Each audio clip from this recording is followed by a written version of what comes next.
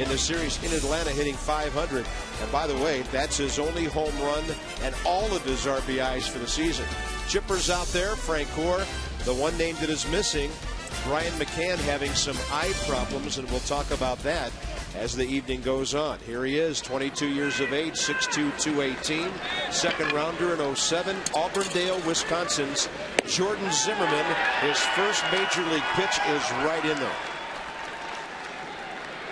And it happens at 9:15 p.m.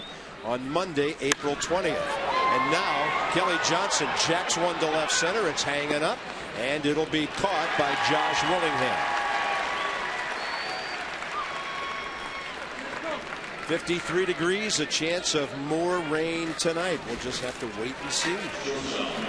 All the radar, all that stuff we can track online, you still can't predict exactly what's going to happen. The Braves, by the way, have lost 5 of their last 6 after a great start.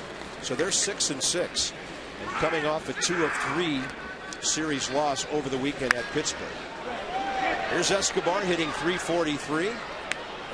And we'll give Rob Dibble a little bit of time to eyeball Mr. Zimmermann before we start having you talk about his motion and all that. But well, he really explodes toward home plate, doesn't he?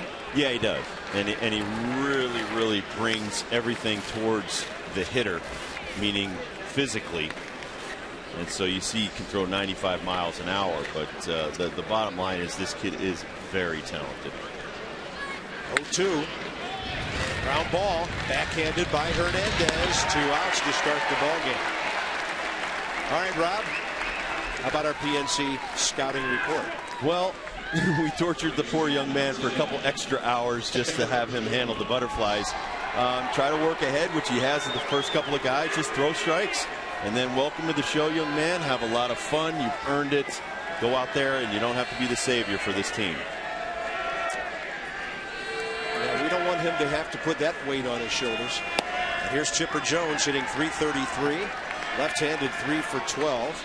Chipper with a homer, 4 RBIs. 3 of those 4 ribbies against our Nats.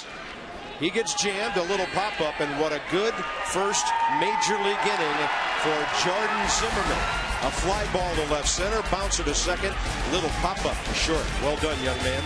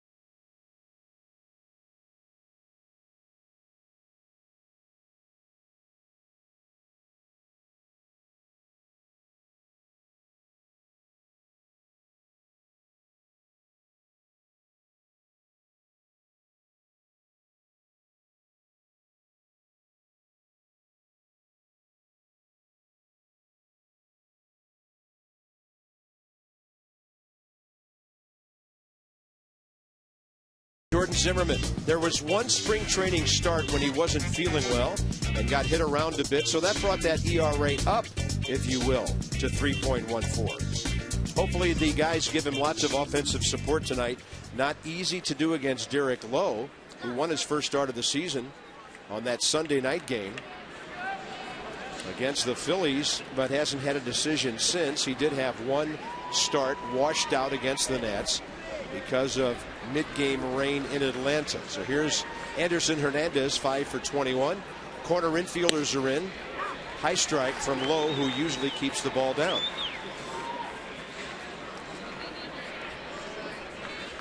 Anderson's been on base all 5 games in which he's played, and that's strike 2.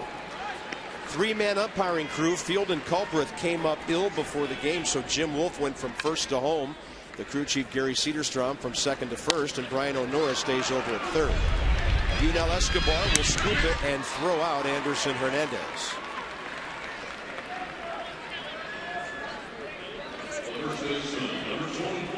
Well, you better get to Derek Lowe early, because the longer he gets into a game, the more tired his arm gets and the more his ball runs and sinks. Pick your poison. He's got a lot of balls that move. Go up there, look for one pitch you could probably put into play. No gopher balls. Since the All-Star break of last year, he's only given up 3 regular season home runs. That is incredible. Here's Nick Johnson, 9 for 17 since moving to the number 3 spot. His .385 batting average is in the top 7 in the league.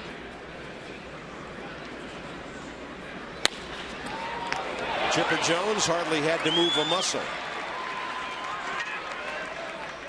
Braves defensively, bit of a different look with veteran David Ross behind the plate tonight, replacing Brian McCann. But a lot of homegrown Braves, the hallmark of this organization. They got Casey Kochman in a deal last year from Anaheim. And that Jordan Schaefer's a good-looking young center fielder. And there's Frenchie, they call him down there, Francoeur. 2 outfield assists already this year. And I'm not sure why 2 guys tried to run on him. Always testing him. Yeah.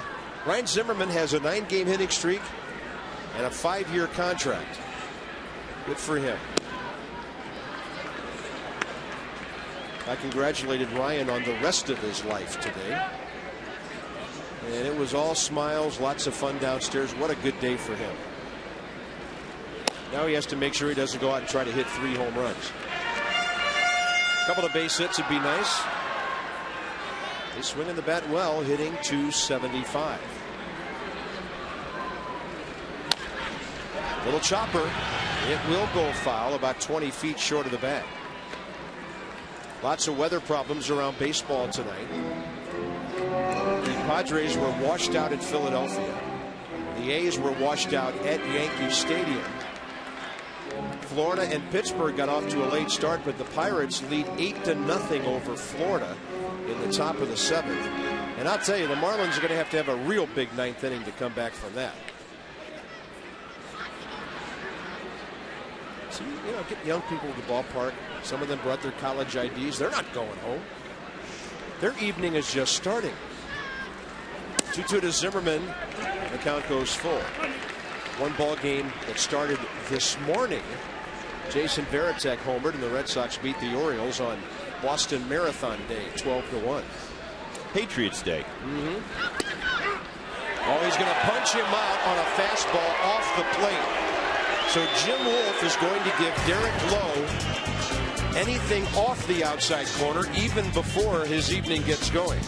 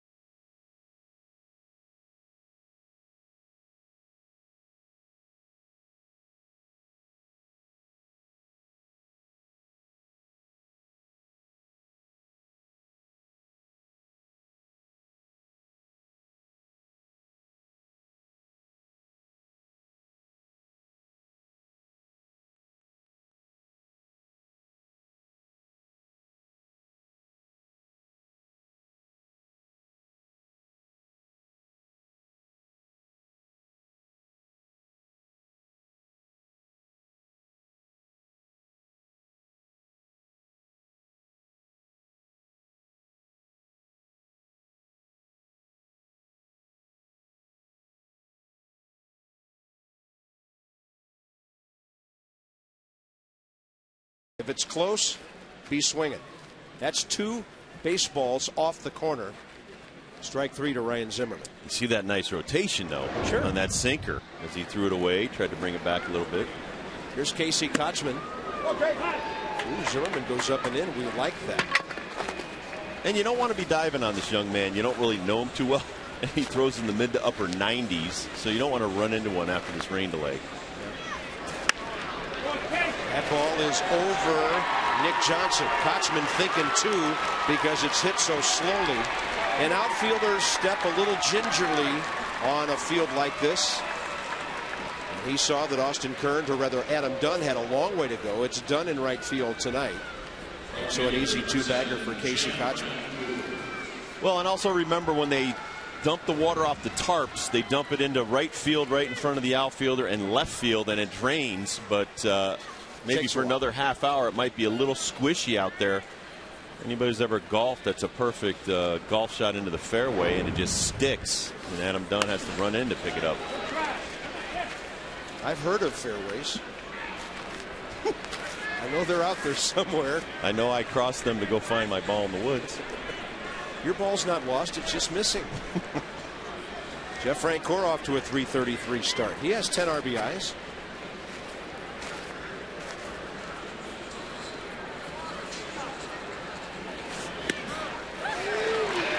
Zimmermann going right after players. That was funny. Ryan Zimmermann today already referring to himself as the other Zimmermann. That got a chuckle from the press corps. He showed us some of his humor today. Let's hope it's a great day for both Zims. 0-2 to Francoeur. You don't have to throw him a strike here.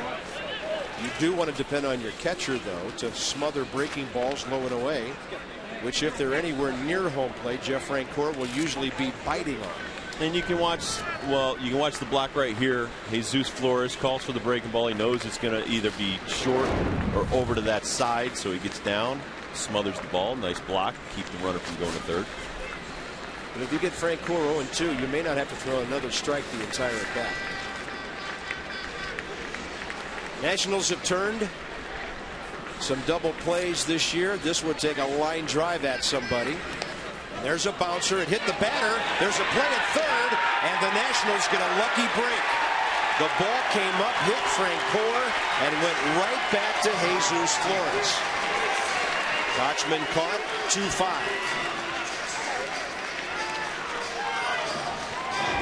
Here's the replay. A very hard breaking ball. Tons of spin, but it does hit Jeff Francoeur right about chest high. Comes right back to Jesus, and he throws a perfect strike to Ryan Zimmermann, who waits there to tag Casey Kochman. Still hasn't got there. Oh, there he is. 2-2 on Francoeur now. And there are some phantom tags at this level. But sometimes the umpires are protecting guys from spikes and all that. If the ball beats you cleanly at the major league level, you're usually out. Oh, that's a great slider. Started out a strike, dove down and away.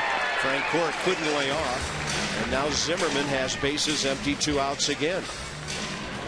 Well, you see him, he's very slow and deliberate, and then he starts a little bit faster and explodes towards the plate.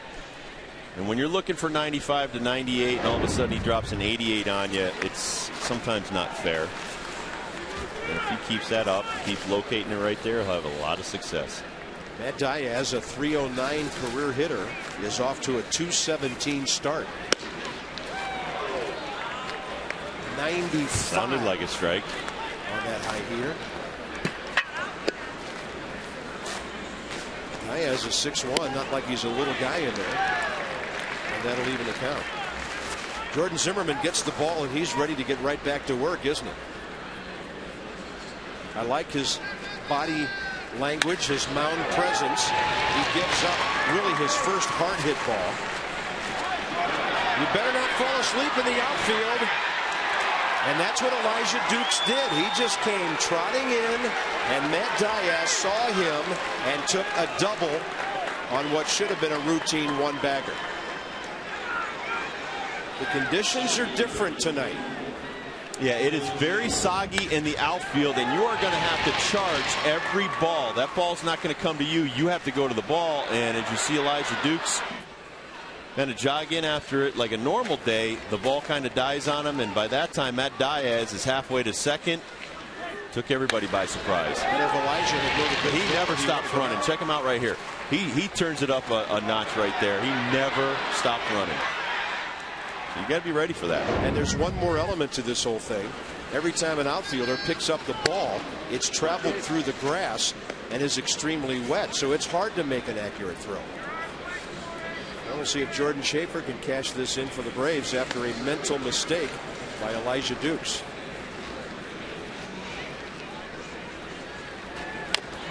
Breaking ball jams in, 1 ball, 1 strike. And you can see the confidence, though, that Jordan Zimmermann has in his breaking balls and his off-speed stuff. He's starting out lefties with nice soft sliders. I really like it. When you have that kind of command and that kind of poise to throw in your first big league start, you're doing all right.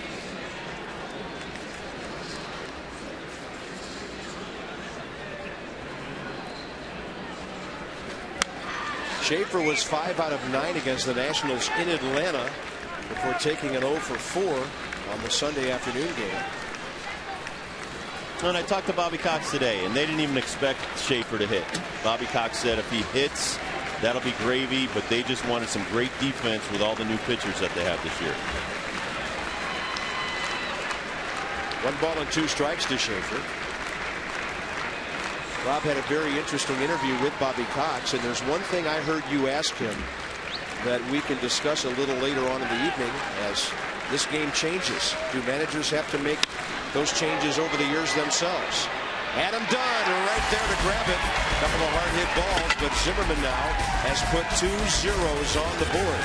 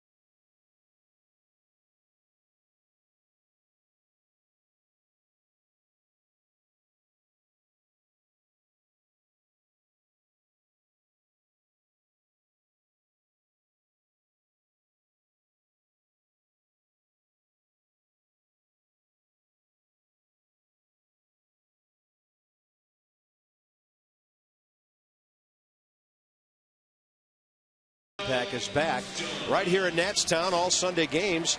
If you want to sit in the upper right field terrace, you can only pay $14. Or how about the lower left or right field reserve seats, $25. You get a hot dog, non-alcoholic drink, and chips with your ticket. A minimum of 2 tickets per purchase. Early autographs and post-game kids running the bases. 888-632-NATS or visit nationals.com. In a little less than 2 weeks, St. Louis will be here. That'll be your next opportunity. Bottom of the second, Adam Dunn, Elijah Dukes, and Josh Willingham against Derek Lowe, who threw 11 pitches, 8 strikes in the first inning. And he threw first pitch strikes to everybody.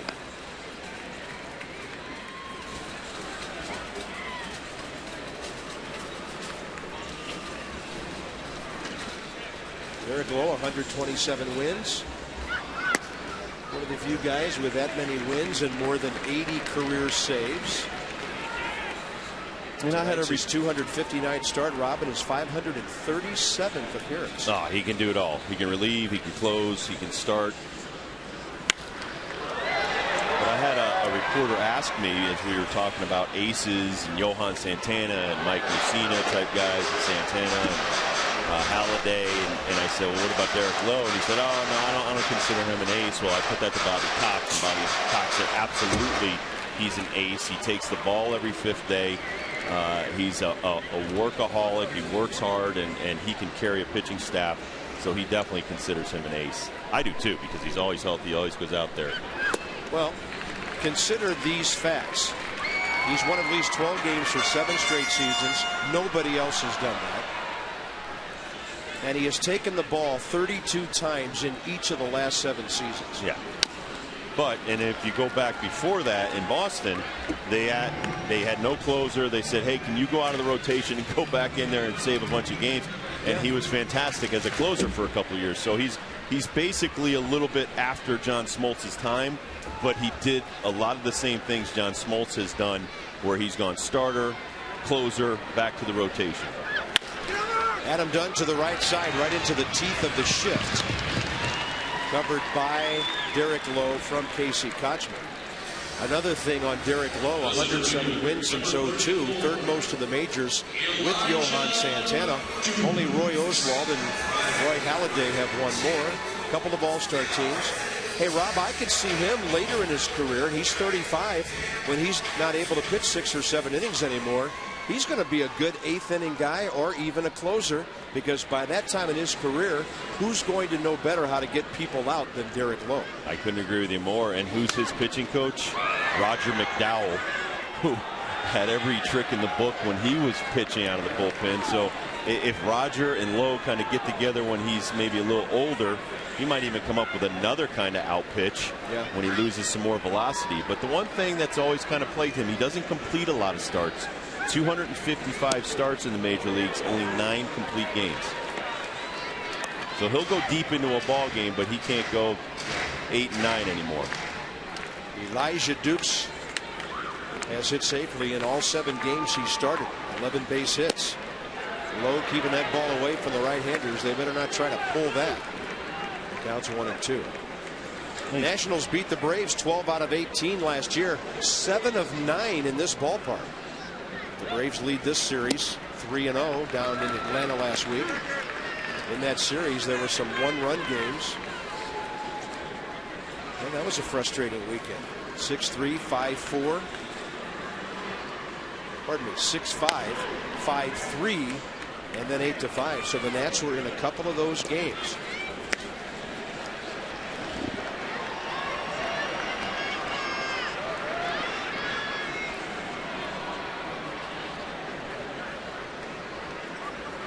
Tough days for Manny. Everybody on the ball club.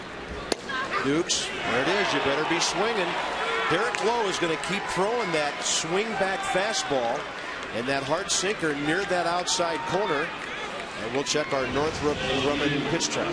Well, he's mastered it like Greg Maddux mastered it, where you can hold that 2-seam fastball, throw it at the left-hander's batter's box, and have it come back over the outside against a right-hander over the plate for a strike. It's so hard to hit that pitch because it just looks like a ball the entire way it's coming in, and then it breaks back over the plate. Northrop Grumman, the information systems powerhouse. Then he gets an inside strike on Josh Willingham. But you saw where he started that on the inner half of the plate, or the center of the plate, and then that broke down and in on the righty. So very difficult to hit when he's throwing good sinkers. Josh 1 for 17, a pinch hit home run that helped the Nats win last Thursday against the Phillies. 5 strikeouts, a couple of walks, trying to get enough at bats to get untracked. That was a hanging breaking ball, and that is just foul. That looked like it was really flirting with the bag, and Chipper had no chance to reach it.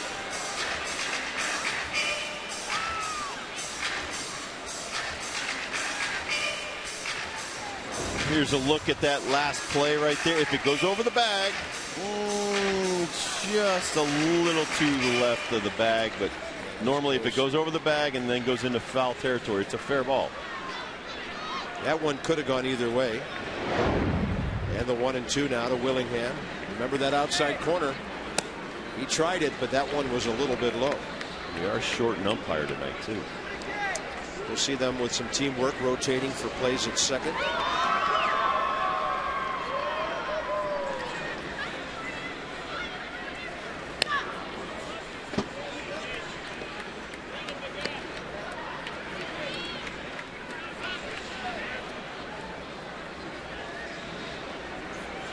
Jesus Flores on deck here, bottom of the second. The Nats don't have a base runner yet.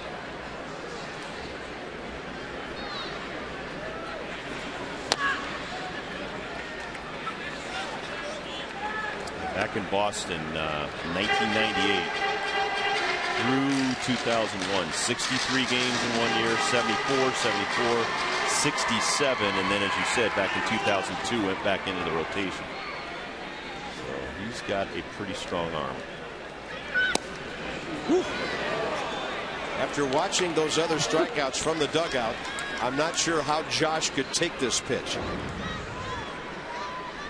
That was... Well, he had been getting that pitch till that pitch.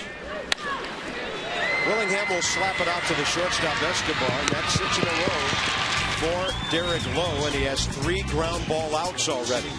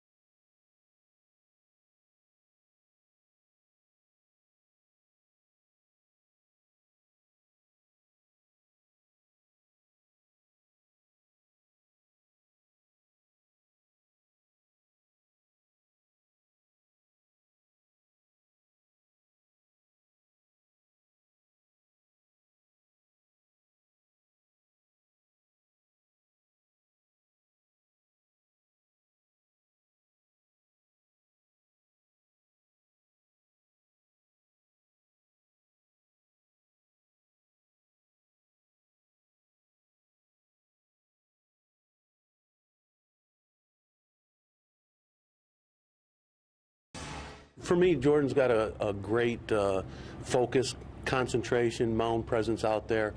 For me, he's a lot, you see the similar traits in John Lannon, Sharon Martis. You just see that confidence. They exude confidence when they're on the mound. They trust their stuff. And whether the outcome is good or bad, you see the same, mound presence in that facial expression. They just really are focused and go about their business well. Randy said he was going to simply tell Jordan, enjoy the game. Don't worry about the game plan with the hitters. Just follow catcher Jesus Flores. So far, so good. Braves are starting to hit some shots off him, though. 4 of the last 5 batters have hit the ball right on the button. A couple of doubles. Actually, Kochman's was a bit of a flare, but David Ross, who just joined the ball club, veteran catcher, former Dodger, Red, and some time with Boston last year, hit that ball extremely well. Clint Sammons was their backup catcher last week, but now David Ross is up getting some playing time with Brian McCann suffering from blurred vision. Here's Derek Lowe, who's had 36 sacrifice bunts in his career, and Zimmermann throws a strike.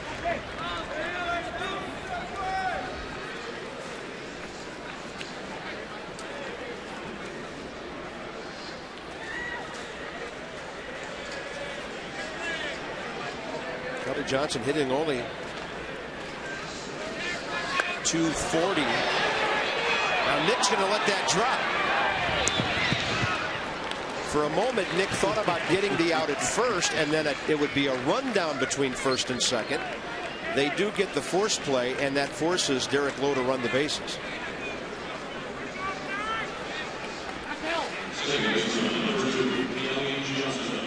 interesting play.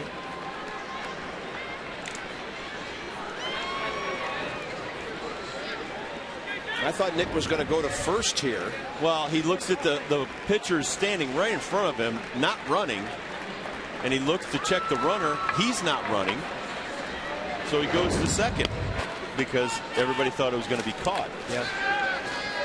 So he'd much rather have Derek Lowe on the base pass right now, wearing himself out. Top of the order now, Kelly Johnson. And as I was mentioning, his on-base average, 340 or so, batting average hovering around 240.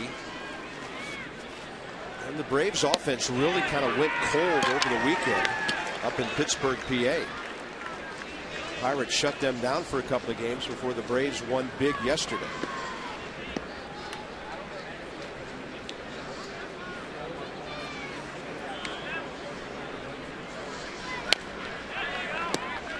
Good tail on that pitch as Zimmermann got it right to the end of Kelly Johnson's bat. The Braves are 6th in the league in batting average, 7th in runs, 9th in home runs. They don't do much running. They've only stolen 2 bases in their first 16 games. Another base hit. Derek Lowe will stop at second. I mean, the ball just stops basically before it gets to Adam Dunn, so it's still soggy out there, and you'll see new baseballs in the game constantly tonight. But the Braves have 4 hits now in the last 2 innings against Jordan Zimmermann. This will be interesting, Rob, to watch the rookie in his debut now working his way through the order for the second time.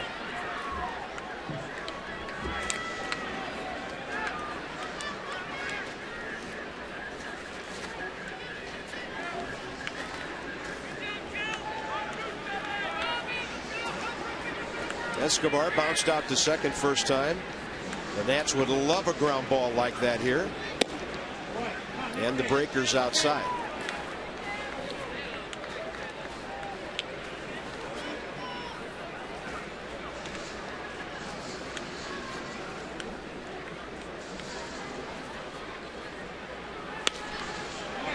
That was a good fastball.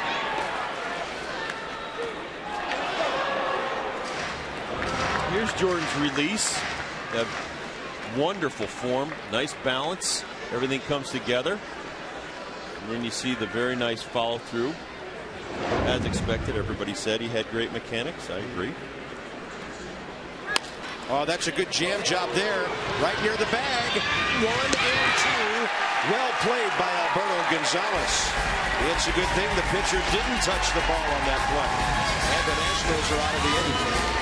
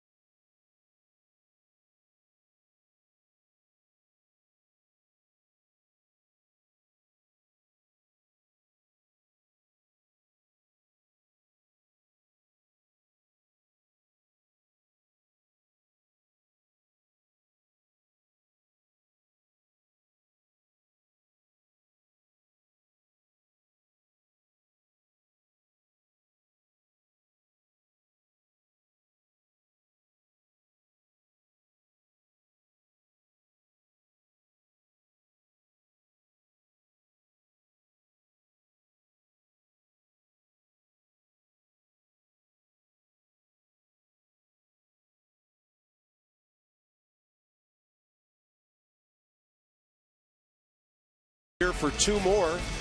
Weather will be interesting for the next couple of days, and then it's on to Citi Field, 7 o'clock Friday night, a matinee Saturday, and a 1 p.m. game on Sunday. DC 50 will join us on Sunday as well, and we've got HD for you all weekend.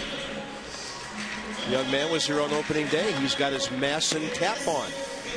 Nice going, buddy. Jesus Flores, Alberto Gonzalez, and Jordan Zimmermann, bottom of the first. Well, his dad's got his red on. Yeah. A small, tough, loyal gathering at the ballpark tonight. Nats will probably announce a figure later of tickets sold. A lot of folks enjoyed the Red Loft and the team stores during the rain delay. I took a little detour downstairs to see what was going on. Things were lively down there for a while. So here's Flores. Jesus has been having a contact problem. He has fanned 14 times in 33 at bats. 3 walks during that time. He's made contact 3 consecutive at bats, including an RBI single in the 5th inning yesterday. Well, and you would hope our hitters would adjust a little bit, step up in the box a little bit, and try to catch the ball before it starts to break down, and they just keep hitting ground balls all night. There's a base hit. Nationals have their first of the night.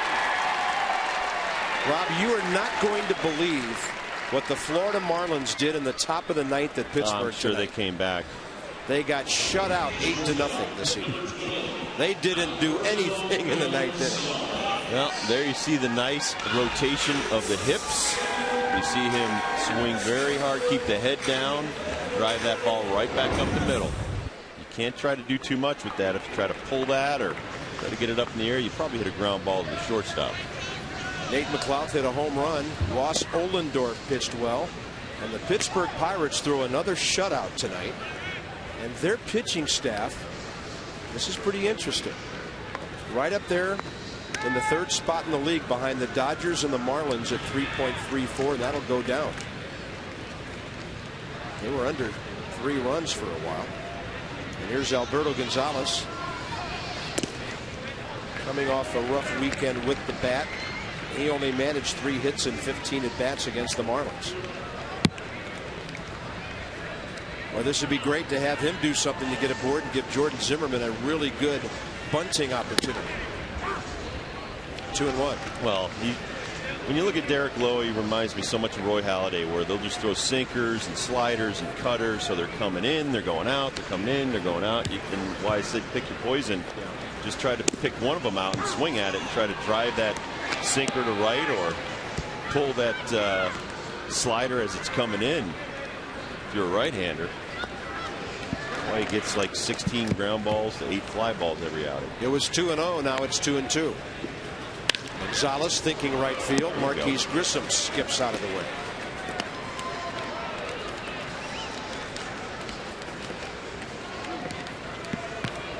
This is Alberto having a fight off this sinker. Goes to right field with it. Got a nice game plan, nice approach at the plate against Derek. And there's 80 feet of hitting room over there. Kelly Johnson cheating up the middle. Casey Kotzman holding the runner. Lowe made him pull that one. And Braves fans may have noticed Yunel Escobar back in the lineup. He got injured. You'll love this because we just saw Bonifacio does this in the on-deck circle. Jumping up and down to get loose. He injured himself. There you go. Just foul. Yeah, they're the only 2 guys I've ever seen do that. They just stand there. It's kind of like that stationary jump when a basketball player might be measuring his vertical leap. In all the years Bobby Cox has been managing, how many guys you think have done that, jumping up and down to get loose? They're going to try and stop him of that habit. Good battle here by Gonzalez. That one got him on the foot or down around that shin guard. Alberto is 6 for 22, and you will take a 273 average from your number 8 hitter. Big gap in left center, a lot of room down the left field line. And he goes left center. And that'll be playable for Jordan Schaefer, looking up into the raindrops for the first out. Should be a bunting situation for Jordan Zimmermann with one out here in the third. Well, that's a great at bat. 9 pitches for a young hitter to battle a guy like Derek Lowe. Even though he made an out, it should give him confidence if he faces Lowe again.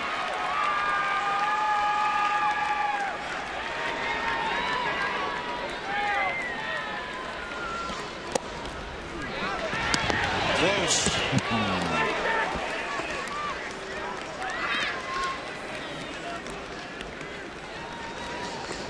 Well, here's Braves catcher David Ross. There's nobody in that batter's box. And you see Kelly Johnson sneak in behind Flores and try to get a quick out there. Well done. First major league at bat. A perfect sacrifice that goes 2-4. Well, he's already tied Daniel Cabrera with sack bunts. Well, and some other guys on the staff, too. I don't know. Does Chiron Martis have one yet? This is good. Jordan Zimmermann squaring right here. I don't like the whole hand around the front of the bat. You don't want to get picked off there and maybe break a finger, but perfect bunt. Deadens the ball, and with this wet grass, very nice sacrifice. Cabrera has 1, Lannon 2, Martis 0, Olsen 2. Now we need to work on the sacrifices a little bit. Set up his teammate Anderson Hernandez to possibly give the Nats the lead here. Rain coming down steadily, bottom of the third, as we near the 10 o'clock hour. That ball's caught by Escobar. Very well hit by Anderson Hernandez. Flores leadoff single, wasted. The Nats strand their first runner. On to the middle innings we go.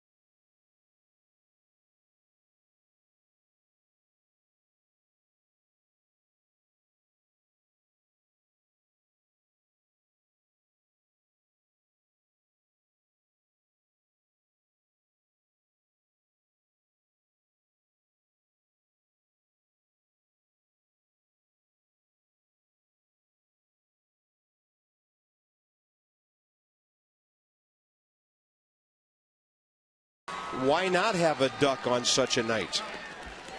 Anytime now. Go. Okay. What's that? Thank you. Bobby Cox, look at that. 473 games, over 500. 2 managers are ahead of him. Now, this is not just active, but all time. Well, I know Joe Torre's second all time in wins. Yeah, but Joe Torre managed some non-winning ball clubs with the Mets, the Braves, and the Cardinals before all of that success in New York. Tony La Russa? I think it's Tony La Russa's second. La Russa is third all time, behind Connie Mack and John McGraw. And then Bobby Cox is behind La Russa. Not by much.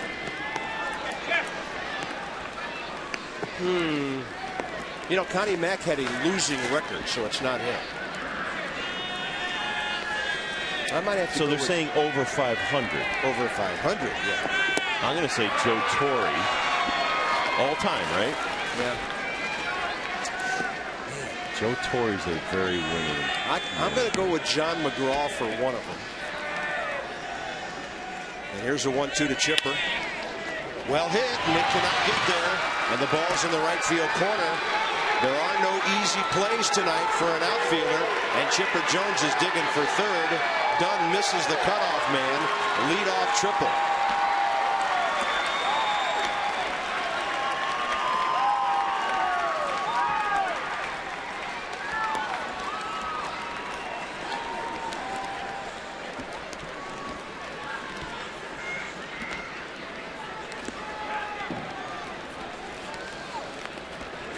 This is Jordan Zimmermann's last pitch. Getting a little too much of the plate, even though he's throwing hard. The hitters are up there. I'm sure they've got a scouting report on Jordan because they knew he was going to be coming up soon. This is Chipper Jones.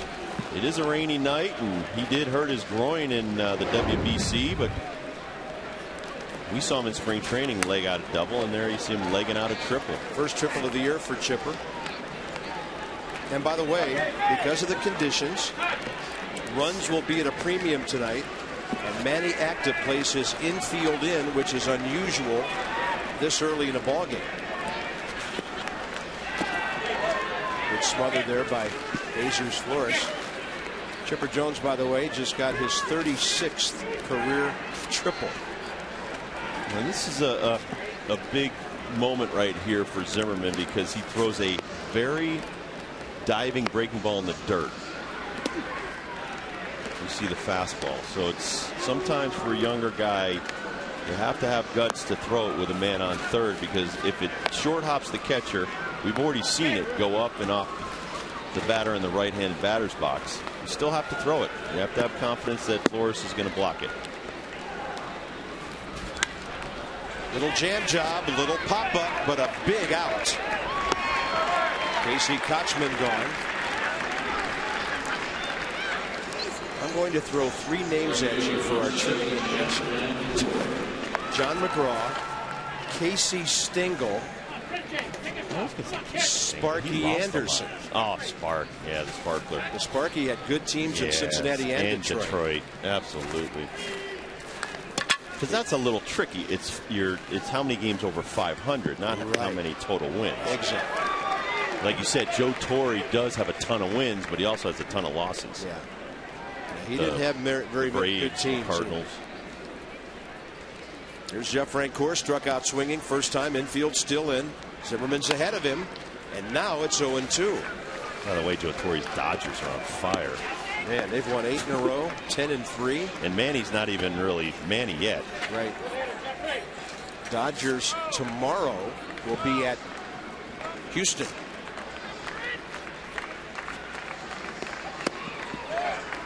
Now this is a strikeout hitter. And a great time for one. He got him with a slider low and away. First time up on a 2-2 pitch. Fastball up. Francoeur got it right to the second baseman. Chipper frozen at third. 2 outs.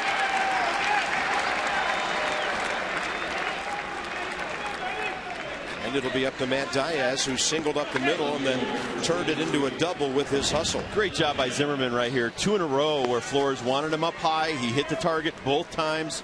Francoeur is trying to put the ball in the outfield to try to get the run home, but he cannot get it done. Grounds to second base. And Diaz late for that. I'm just trying to think if any Nationals pitcher has put 4 zeros on the board this year to start a game. No, I don't think so. At the start of a game, not sure that has happened. We'll worry about that if and when it does. That was some nice movement. Flores was outside. That ball moved right across the plate. Watch the pitch tracks on this one. Set up outside, and that ball just runs on the inside. He's got some speed with movement. And a high fly ball to deep left center. Willingham watching it leave, and the Braves lead 2-0. An 0-2 pitch. And Matt Diaz hits his second homer of the year.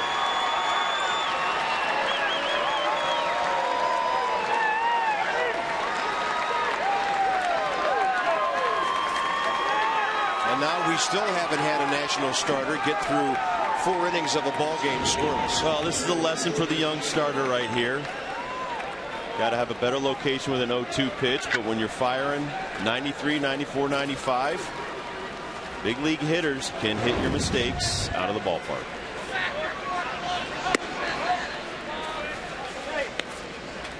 That was a towering home run by Matt Diaz. Not known for great power. That's his 25th major league home run in over 950 at bats.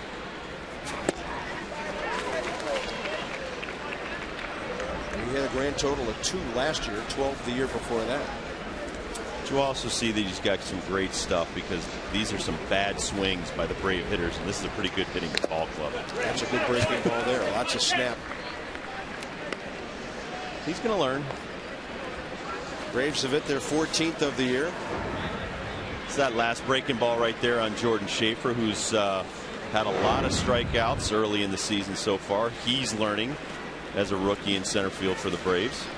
46 at bats, 18 Ks, make it 19. Flores will step aside to get a throwing angle, and that's it for the Braves in the top of the 4th. Chipper a leadoff triple. Matt Diaz a 2-out home run. 2-0 Atlanta.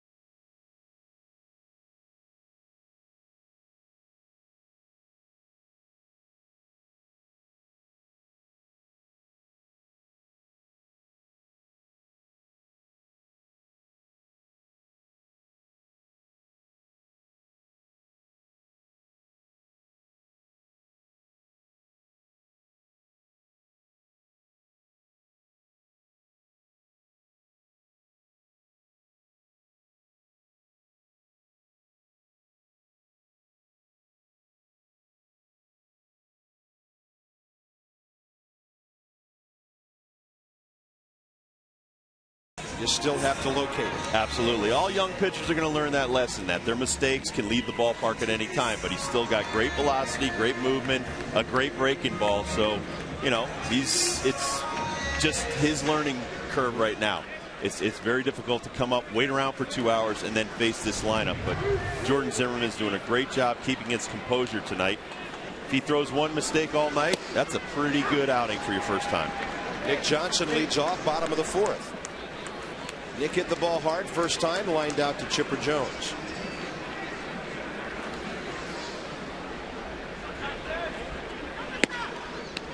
Derek Lowe with a changeup away, up and away.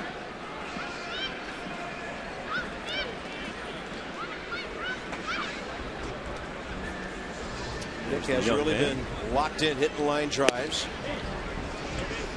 Borderline call, ball 2.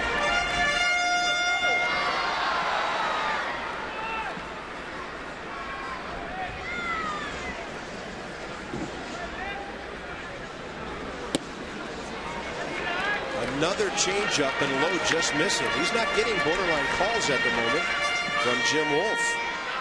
Well, this ball's a little bit low right here, as you see the catcher calling for low, but kind of nicks the corner of the plate. Very difficult with Derek as much as his ball sinks.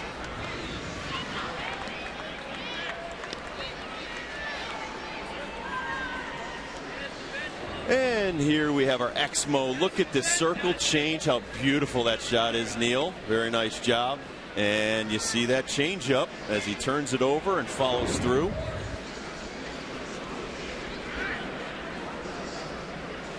Way inside, and the Nats have their leadoff man on for the second straight inning. Great eye by Nick Johnson. But on that changeup, what sells it so well, Bob, is that from the arm angle that he's throwing all of his sinkers and fastballs, here's the rotation right here. But look at the grip on it. The grip has got the circle around the inside of the ball, then 3 fingers on it.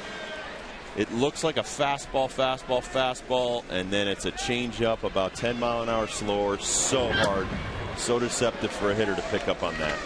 Here's Ryan Zimmermann, called on strikes first time on a pitch outside.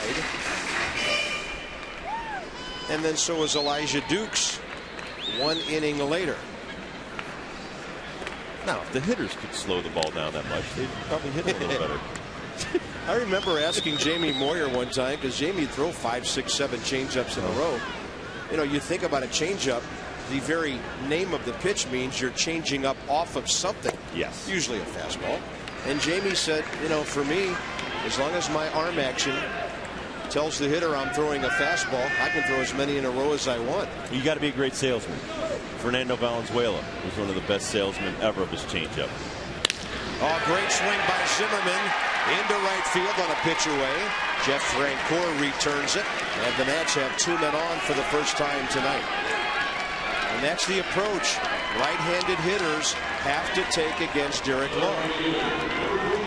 A lot of hitters don't think this is very macho, standing up there. You're not going for home runs, but if you want to win ball games, Ryan Zimmermann, great approach, keeps the head down, drives it to the right side. That is a wonderful approach at the plate right there by Zim. Ryan's a 500 hitter since he signed his contract. Adam Dunn pulled the ball to Casey Kochman, who's now playing behind Zimmermann. So Ryan can get a good leadoff. He can actually get a better leadoff than Nick Johnson can at second, because Escobar is up the middle right behind him. Well, Adam's got a big job right here. You have to move these runners to second and third with no outs. But he also, like Nick Johnson, has a wonderful batting eye. Some stats on Adam presented by Firestone, a tradition of innovation. 17 walks. He's also #1 in on-base average because of those walks at 549. He was on base 5 times yesterday. And by the way, Zimmermann now has a 10-game hitting streak.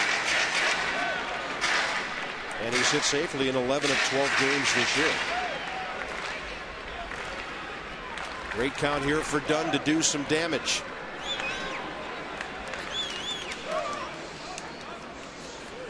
That ball high in the air, left center. That might be deep enough for some runners to tag up. They're both tagging, and they're both on the move. Nick Johnson to third, Zimmermann to second, and Adam Dunn gets the job done in that respect.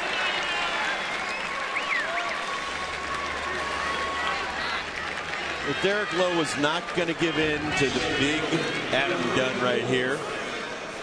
You see him start him off with a sinker in the dirt, sinker away. Comes back with a sinker fastball for a strike. He still didn't give in. Didn't give him on the 2-1, ball 3. And the 3-1 pitch, sinker moving away a little bit up, and Adam recognizes it and does the best he can to drive it the opposite way. And he does move the runners up. Tying runs at second base. Here's Elijah Dukes, and ball 1's outside.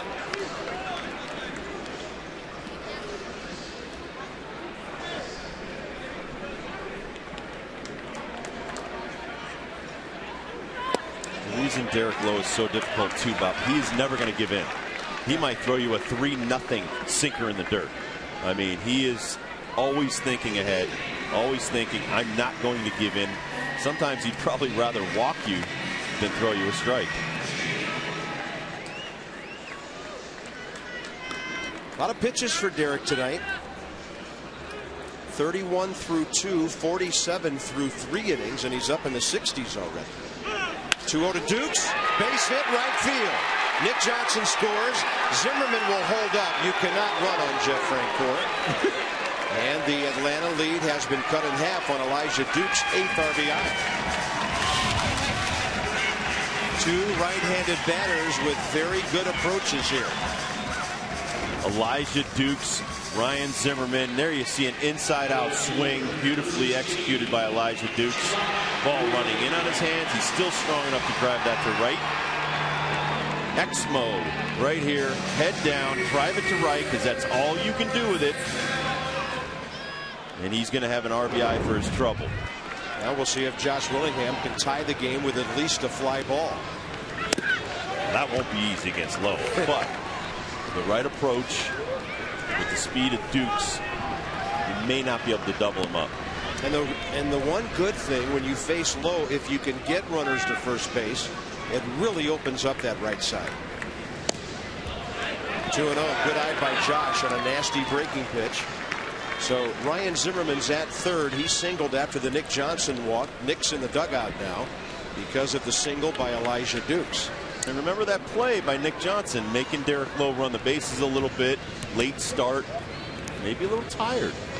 Runner going at first. Throw to second is cut off basically by Kelly Johnson. He was trying to pick Zimmermann off third, so the Nationals get their 5th stolen base of the year. Double play possibility erased.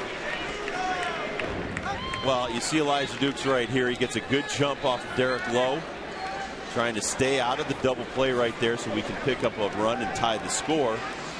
Manny Acta putting some runners in motion, doing some things different. The ball was tailed a little bit to the third base side of that bat. Now they will take the bat out of Willingham's hands. It was 3-0 anyway. And they'll take their chances on a slow-running catcher. Jesus Flores trying to get a double play. Second walk by Derek Lowe in this inning. T-shirt Tuesday tomorrow night. First 10,000 fans at the ballpark receive a free Reds Nattown T-shirt. There it is, presented by Tickets.com.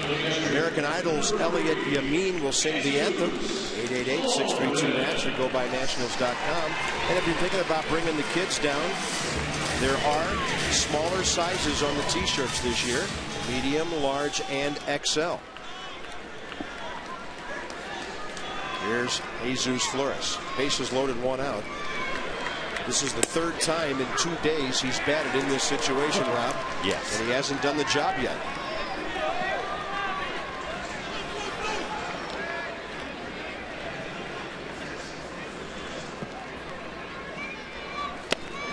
Can't do anything with that pitch. Well, remember, Derek Lowe's been a little bit erratic this inning. Kind of unusual for him, so patience could pay off right here for Jesus.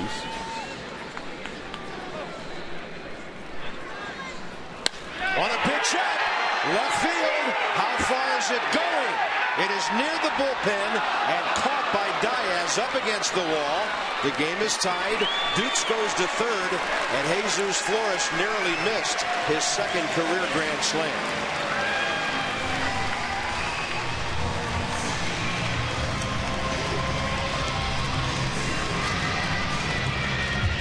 RBI number 3 for the young catcher.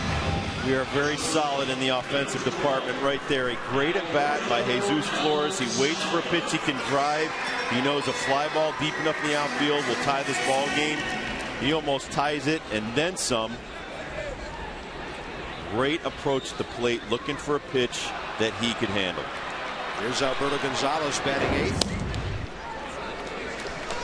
So Jordan Zimmermann's top of the 4th inning, giving up 2 runs, has been erased by the offense. Well, and that's the thing that he's going to learn here with this team. He keeps us 4 or 5 runs in his starts. We're going to be in a lot of those games. Gonzalez with a little flare to right for Francoeur, and the Nats are gone. But they get 2 runs, a couple of walks, 2 singles, and a 2-2 game into the 5th.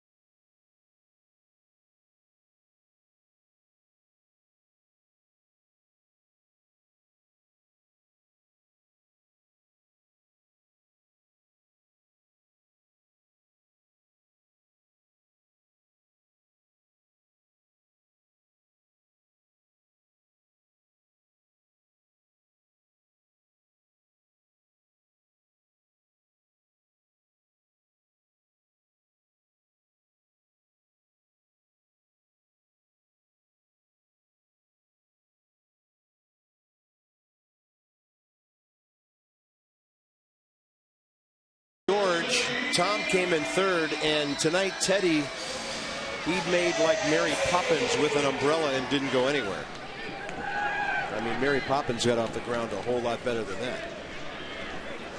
That is pretty bad. And that ice cream looks pretty good. Top of the fifth.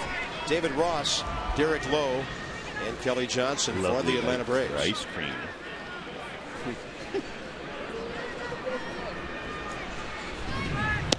Are you a cone or a cup kind of guy? I'm a cone guy, baby. I'm a cone guy too. One of my first jobs was Friendly's. Oh yeah, that's a big. Are you a sugar or cake cone guy? I am a cake cone guy. Yeah, too. I knew there was a reason they put us Now you're going to together. ask me chocolate or vanilla, right? Chocolate or vanilla? Swirl. No kidding. Vanilla. Vanilla. Well, that's where I'm chocolate. Maybe with a few Butterfinger crumbs on top of it. David Ross with a base hit left field, first time up. He split time between the Reds and the Red Sox last year. The Reds released him on the 20th of August. He hit .231 in 52 games. Red Sox signed him as a minor league free agent. 9 days later, he had 8 at-bats for the Red Sox with 1 hit. 32-year-old catcher out of Georgia, lives in Tallahassee. And a 3-1 pitch. Nice gas up and in.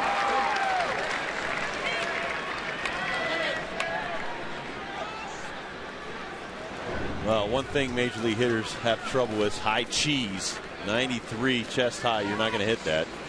Just see that Mr. Ross is just a bit tardy.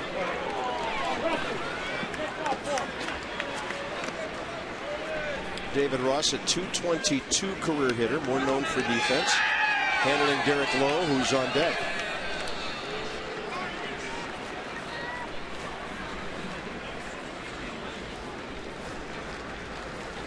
(3-2) to Zimmermann.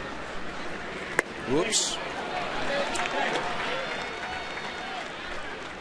Jordan Zimmermann's first major league walk, and Debbie Taylor, family in attendance tonight. Family and friends in attendance, and I'm joined by his mom, Chris. And what's it been like for you to watch your son's major league debut here at Nationals Park? Exciting, very nervous. I mean, still have butterflies, but it's great. I mean, he's gone a long way, and proud of his accomplishments and what he's done. Now they're going to work the double play the way we thought they might the first time, but the ball hits the runner, and now they're going to tag him out.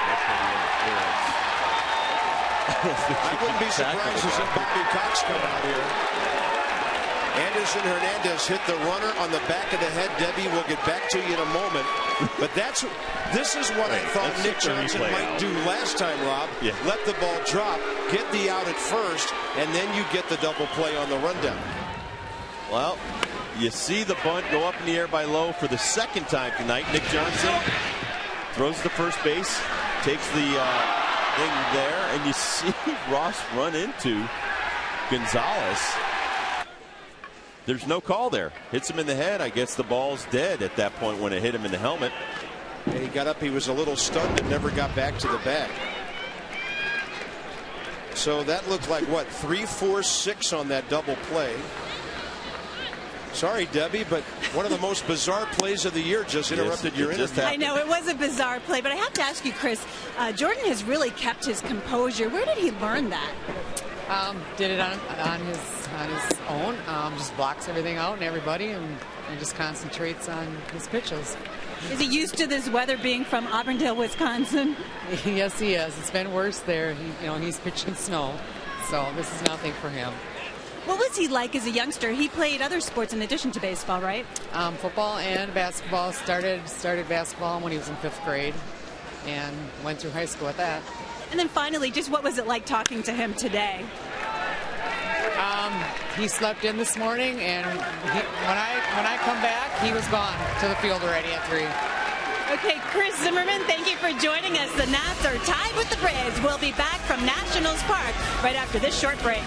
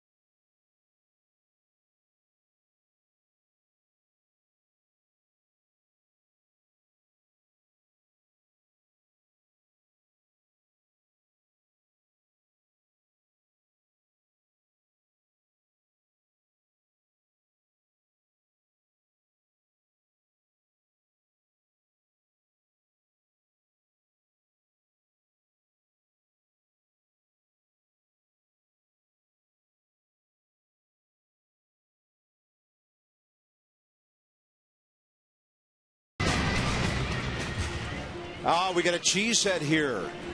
Rooting for the guy from Auburndale, Wisconsin, Jordan Zimmermann. And by the way, you could tell by what we call our little in bump there, we're not obsessed with guys named Zimmermann today, are we? No.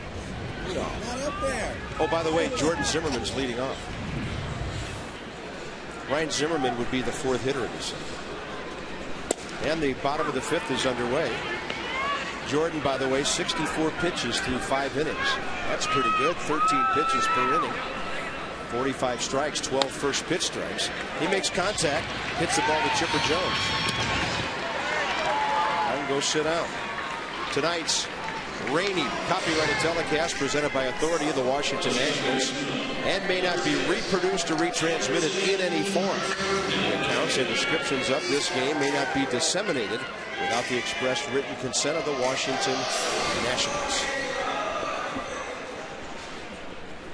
2 6-0 Braves, 2 3-0 Nationals. Anderson Hernandez 0 for 2.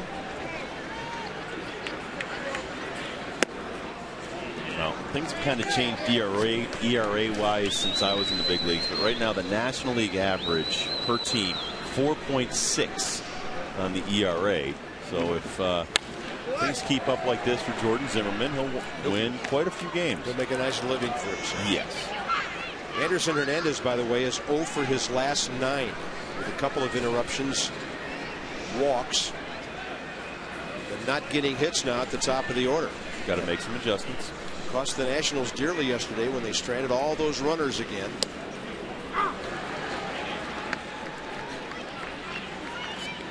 Typical Derek Lowe strike. And a 1-2 count.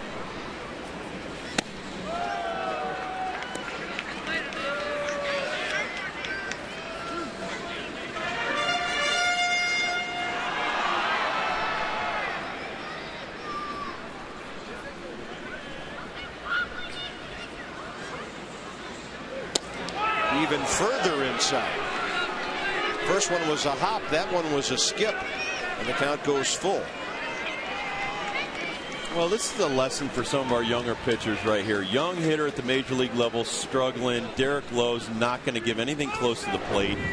Keeps pushing him off the plate. He'll probably throw this way away from him. That was a breaking ball that was probably meant to be further outside. It's 10:30 in town. We're in the bottom of the 5th already. Ball game's only been in progress for an hour and 15 minutes. Braves Nats tied. The teams traded deuces in the 4th. Matt Diaz a 2-run homer. Nats RBIs Dukes and Flores, and a good at bat by Anderson Hernandez.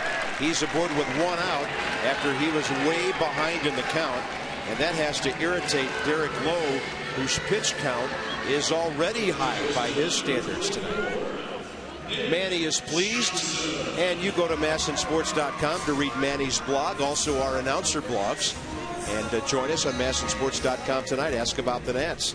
Submit us a question. Hopefully we'll get a chance to chat about it. Well, and coming into tonight, this may or may not surprise you, Bob. We're not the highest ERA pitching staff in the National League.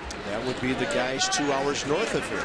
The world champion Philadelphia Phillies. So we're not the worst 1-10 team you've ever seen. I think things are going to get a little bit better for us now with some of the moves. Looks like Philadelphia got their game started, but now they've been delayed by rain up there. Playing the Padres tonight. Nick Johnson seeing a base hit. And Nick Johnson has another base hit in the number 2 spot. So he's 1 for 2 tonight with a walk. And since being inserted into the number 2 spot, Rob, he is 10 for 19. Nick Johnson, great approach here. Sinking away from a lefty. You cannot pull this pitch. He hits it right between shortstop and third base. Look at that water coming off of it. Great shot by our camera crew. 2 on 1 out. Ryan Zimmermann. I wonder if Neil got the slow-mo, X-mo on the water coming off the ball. That thing would look like a slip and slide by Whammo on the X-mo. Zimmermann, but which Zimmermann? Oh, 11. Yeah, that's right. The other Zimmermann. You know what? And knowing Ryan like we do, he'd be okay with that.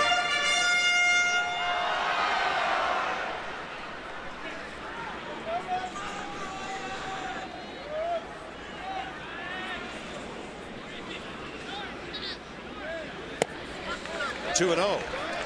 My problem with Ryan Zimmermann is he may be a little too nice.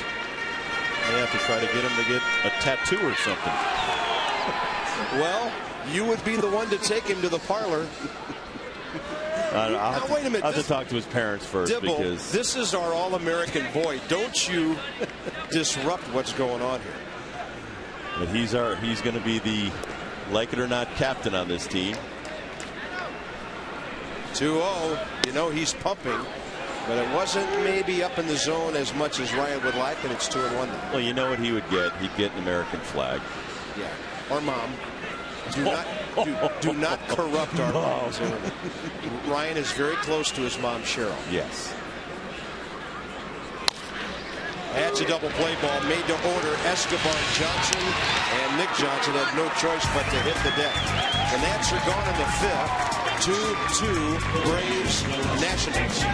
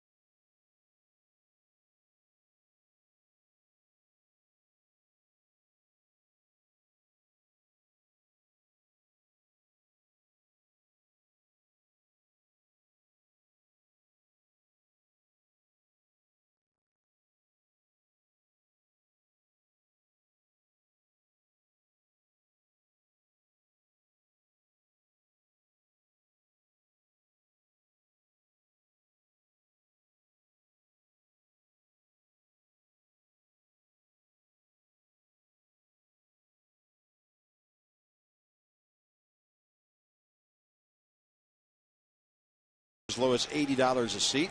You can get 2 9-game plans. Choose one for the price of 8. Pay for 11. Get 12 ball games or get 13 Sunday games for the price of 12. 202-675-NATS or nationals.com. Well, it's a new ball game through 5. Jordan Zimmermann about to throw his 65th pitch. Escobar, Jones, and Kochman up the middle. One hopper, Anderson, Hernandez. 2 strikeouts tonight for Jordan, and for the most part, he's been pitching to contact. That's why his pitch count is very reasonable here in his major league debut. What, through 5? He was 64 over 45? Mm-hmm. This kid's throwing a gem. I like it. 8 ground ball out so far. Challenging and that's an interesting number for a power pitcher. Oh, yeah. Here's Chipper, who tripled right down the first base line last time. And a half swing into the seats.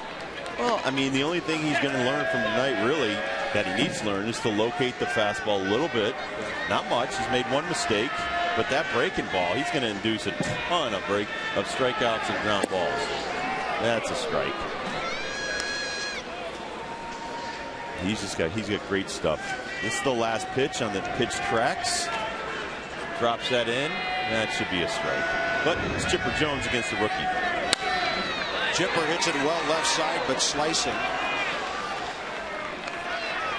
Anything in a corner or a gap tonight has the real possibility of being 3 bags.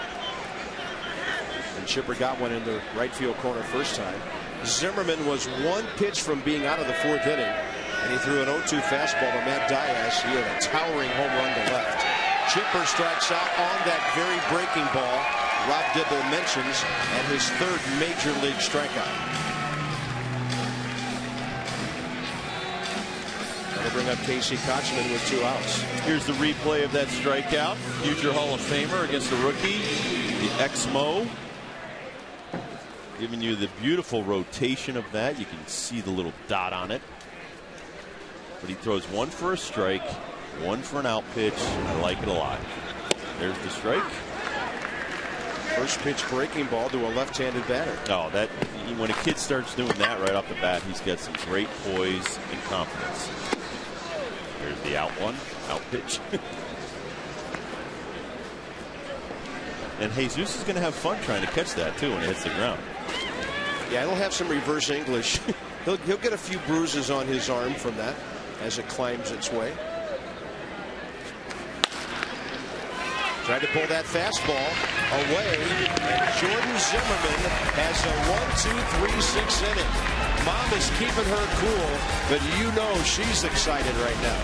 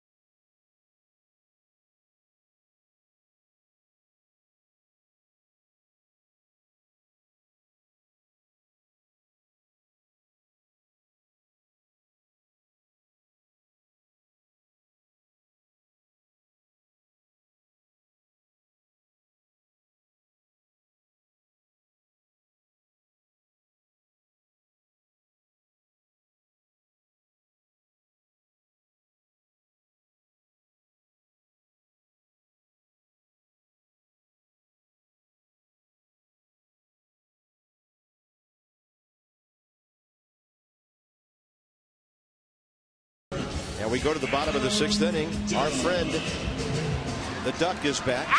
And I'm going to guess John McGraw and Casey Stengel. Just managers I can think of that did a whole lot of winning.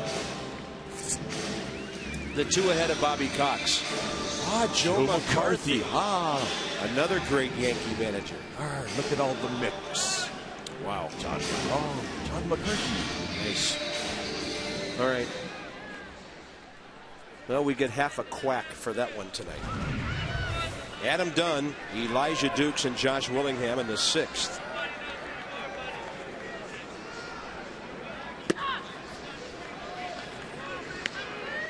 Come on, Adam. Ground ball to first. A deep fly ball to left that was very key in the 4th.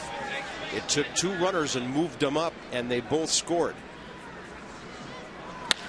That ball is lofted to left. Well hit, but not well enough. And I think it's safe to say, Rob, the ball is not carrying very well tonight. Because that ball that Jesus Flores hit on a normal day or night would have been a grand slam last inning. So that tells you how well Matt Diaz, who you're looking at there, hit that ball back in the 4th inning. Well, he also knows that that ball was a seed hit by Adam Dunn. Once again, our hitters have some great at-bats tonight. Wonderful approaches. You know you can't pull some of these pitches. They just be grounded into the dirt. Adam Dunn spanked that ball to left. And the 2 best at-bats of the night, Zimmerman's base hit to right. 1 out later, the RBI hit by Elijah Dukes. Now this time Casey Kochman's way off the line, of course, with nobody on. He's probably playing 20 to 25 feet off the first base line. Not nearly the hitting room as last time. Maybe Elijah might try to jerk one somewhere. 2-0. Breaking ball, way outside.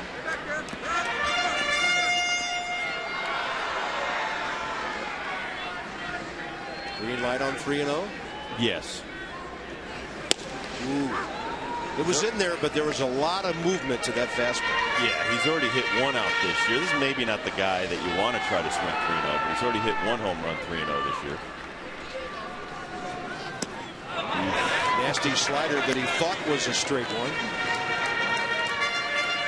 Well, this is when Derek's probably pulling out his bag of tricks. He's around 95 pitches, getting a little tired. He throws a very nice slider.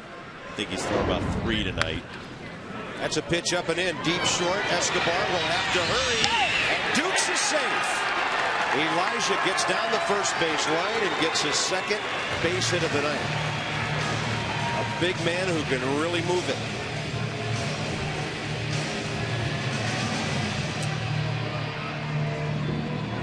As Bob said, a big man with speed. You know, Escobar knows I got to get rid of the ball, and you see him trying to get it. Those 2 little bobbles, too much. And Elijah Dukes, check this out. Right out of the gate, he's hustling down the line. Base hit. Elijah Dukes is now batting .351. Here's Willingham.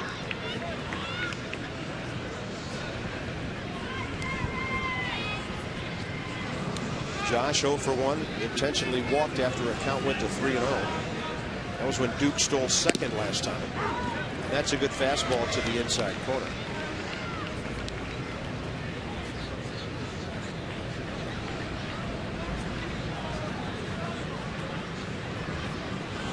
Two game, bottom 6. And that's hit total has now gone up to 5. Only had 1 hit in the first 3 innings. Meanwhile, Jordan Zimmermann has not given the Braves a hit since the Matt Diaz homer back in the 4th.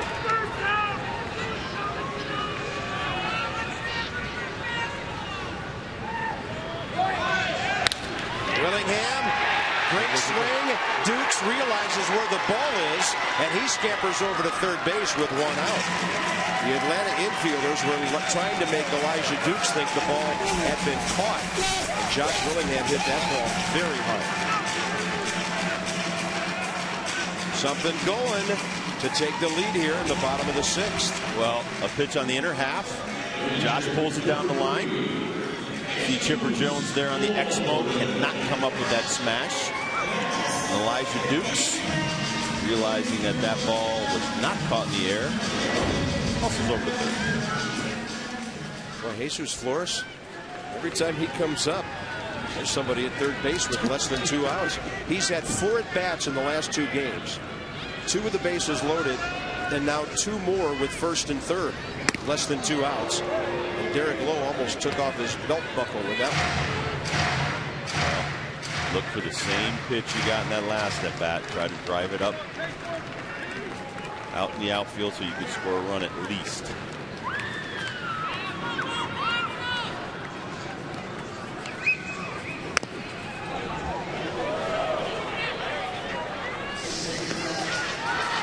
Derek Lowe now over 100 pitches. He's just getting tired. Yeah, and that means the ball's going to sink more, doesn't it? Looks like Buddy Carlisle, and that's Eric O'Flaherty, the lefty. The Braves made a change of their bullpen today. They traded Blaine Boyer to St. Louis for a young outfielder, Brian Barton. Tony La Russa had John Mozeliak over there looking for some bullpen help. I think all four of their 5 losses are by relievers in St. Louis. They have a record of 8-5, tied with the Cubs atop the Central. Injury to Chris Carpenter. Oh, yeah. They're having, like you said, problems in their bullpen, and then playing a second. Something Bobby Cox said today. Ooh, close. 2-2. As I was talking to him, said something really classy about Blaine Boyer, who has not pitched well for the Braves so far this year. He said he's going to get a chance to go to St. Louis and straighten himself out. You know, some guys would have said, you know, you didn't do a really good job here, so we're, you know, getting somebody else in here. Yeah. Flores base hit left field. Nationals take the lead, and Jesus Flores has a 2 RBI night. 3 consecutive singles, all on balls that touched the ground before they got into the outfield. Well, this is the 3rd time through for our lineup, and they're starting to recognize the pitches. Here's a sinker down and in. You know you can't get it anywhere but on the ground. You might as well try to pull it. He pulls it hard through the infield. Base hit RBI. And Alberto Gonzalez did. Gonzalez could make this a big inning. Now Jordan Zimmermann's only thrown 72 pitches. Alex Cintron is in the on-deck circle. If the Nats scored a couple of runs here, Manny would have the option of leaving Zimmermann in. I don't think he will. You think 6 is enough? 6 is enough. First outing. You just brought all these new, fresh arms up here. Let's get them into the game. And one of those fresh arms, Kip Wells. He's been there, done that. Seasoned veteran. Can relieve, can start. Willingham tumbling back in the second. Kip Wells working on his magic trickery. Manny said today pretty much all the guys that were called up are middlemen now. He likes Beimel in the 8th. Hanrahan is still his closer. And Alberto flirted with a 2-run double right there. So Garrett Mock, Jason Bergman, Kip Wells, new additions to the right side of the bullpen. And of course tonight's starter Jordan Zimmermann. And I'm happy the organization recognized we've been in almost every ball game, and Manny Active is not let go because of that. It's not been his fault. It's been the bullpen. Yep. So we've been in every game. We've 0-3 in 1-run games. That was a wide strike 2 to Gonzalez.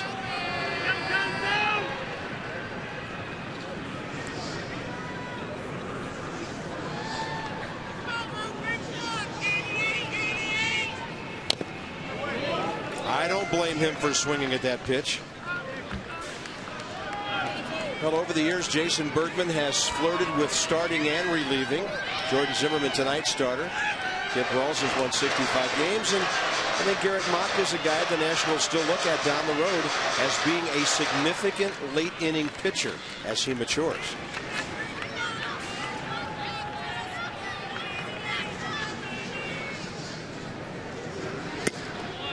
Breaking ball bends outside, and the pitch count for Derek Lowe is right around 110 now.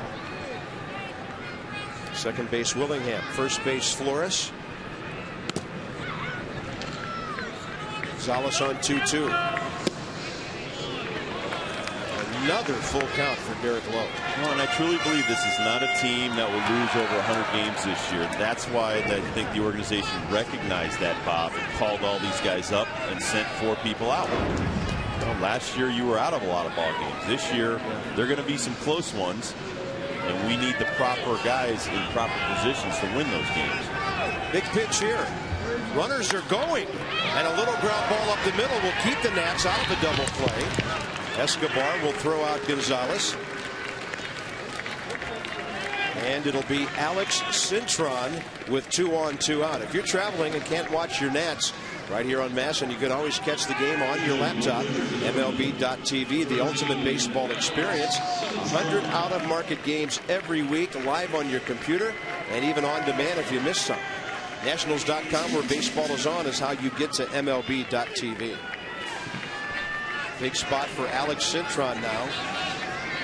Well, Manny recognizes too, Jordan Zimmermann did his job. He's turned this lead over to us in the 7th inning, and now it's the bullpen's job to get the Nats the win.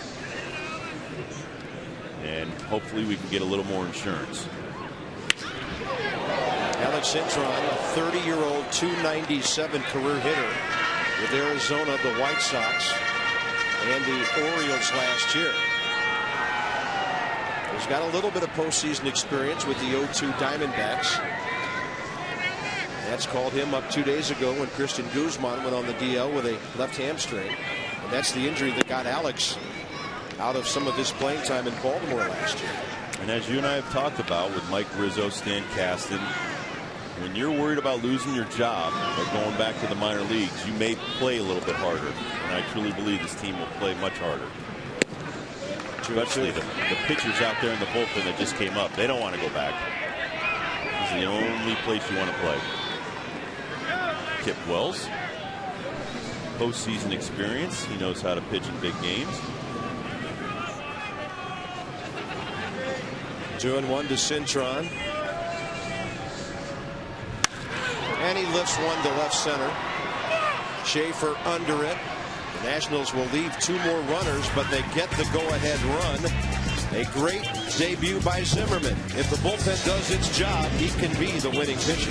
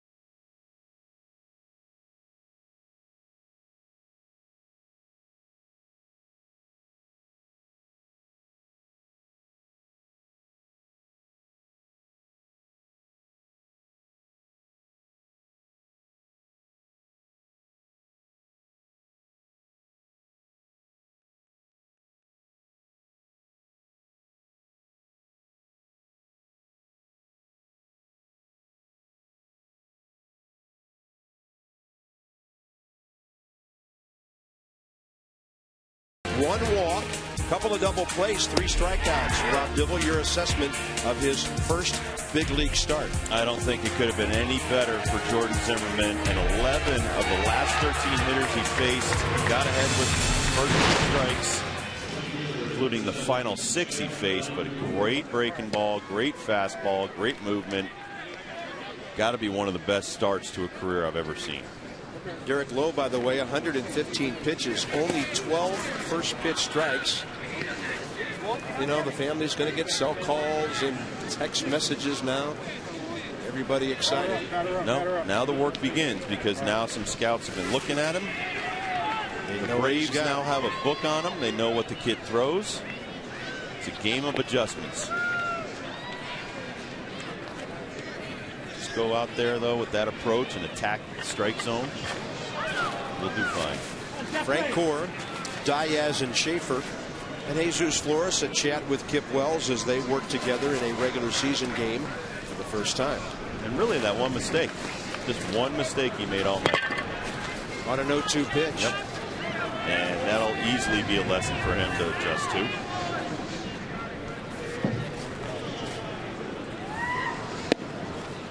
Fastball with movement right in there. And I know this won't surprise you, but when I started giving up my first hit, my first home run, all the negative things, I got guys to autograph bats like Gary Templeton and Tim Raines. I'm just kind of warped that way. Gonzalez knocks it down, plenty of time, and 1 out. Interesting email question about who might step in as a starter if there is an opening or 2 along the way. And so John from Arlington, thanks John, Kip Wells or Jason Bergman. Now Jason Bergman has made 50 starts at the major league level, and Rob, I know the Nationals are still intrigued by his talent, his velocity, and some of the things he's done. He pitched one of the best games of his life against these Braves a couple of years ago. There's an easy fly ball to left from Matt Diaz. Kip Wells comes out and gets 2 men very quickly. And I like it. He's making quick work of the Braves. Well, I agree. Jason Bergman has a great upside. Right now, just let him find his way back confidence-wise out of the bullpen, which is where many, many pitchers have gone when they've run into a little bit of hard times. But his ability is his upside. He can still be a very good starting pitcher in the major leagues. And I'm not still sold on Daniel Cabrera, so I still think there may be one opening along the way for the Washington Nationals.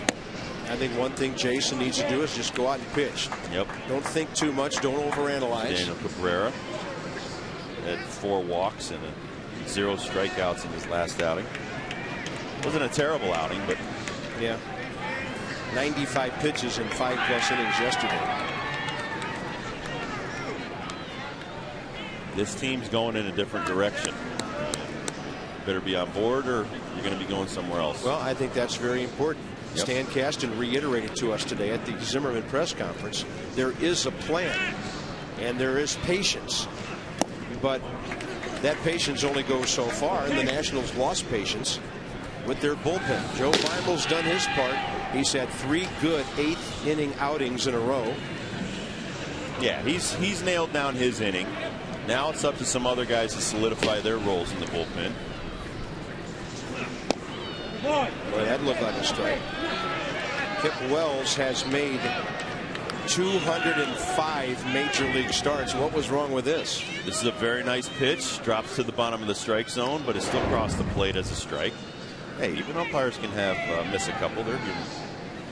3-0.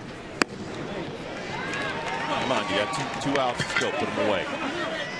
And catcher David Ross will be next. The key here is there weren't enough guys that are willing to just lay it all on the line every time they step on the field. And now we have, I think, with some of these moves, guys that are willing to just lay it out on the line, try to win every out, every pitch. And that's how you win championships, not with guys that are happy being in the big leagues.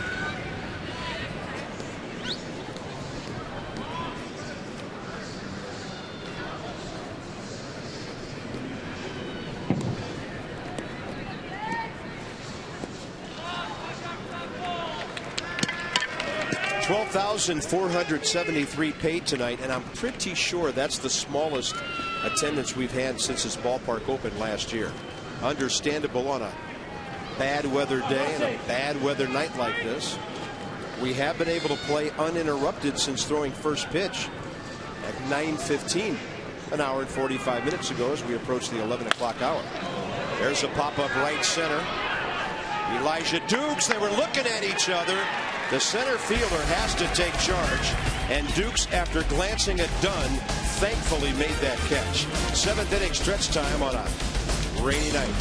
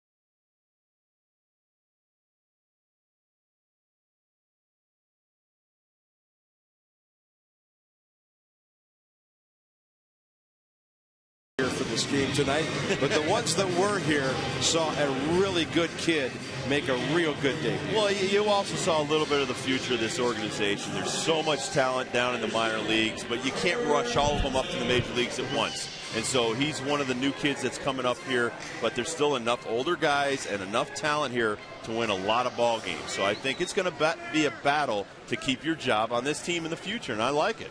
Well, and that's what good teams do. Well, they got to compete on a daily basis. Do you want to be the 7th inning guy? Do you want to be the 6th inning guy if you have to go in there? You got to go in there and do your job, or you're going to find yourself going to Syracuse really quick. Starting to look a little misty here. Rain's been coming down all night, but from our center field camera, not necessarily a foggy view have we had until now. Anderson Hernandez, and there's Eric O'Flaherty, who takes over for the Braves here in the bottom of the 7th. They have 2 lefties. Mike Gonzalez is their closer, and a little bumper to the right side, and Hernandez is 0 for 3. And Anderson now is 0 for his last 10, with 3 times on base mixed in. Well, and you just see how much talent this organization has. I saw Roger Bernardina coming in on crutches today. Justin Maxwell is up here. You got Marrero down in the minor leagues. You've got so many good, young, talented players down there. You got Detweilers down there. I mean, they're going to come. Their time is coming. But I think for these older guys, if you can contribute now and help with the success, you may be around when this team does what the Tampa Bay Rays did last year. Or what these Atlanta Braves did nearly 20 years ago. And I was there. I was there in the late 80s when this organization that we're playing tonight was terrible. And they couldn't buy a win. They had 2,000 fans at every game. And 2-3 years later, when Bobby Cox and John Sherholtz put their mark on this organization, 14 straight division titles for the Atlanta Braves. Tomahawk chop.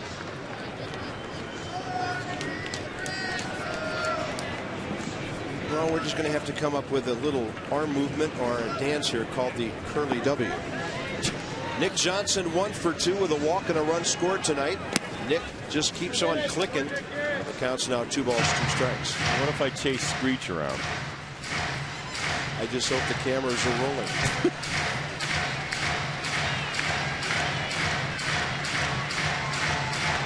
That Moylan? Is that Peter Moylan? Moylan.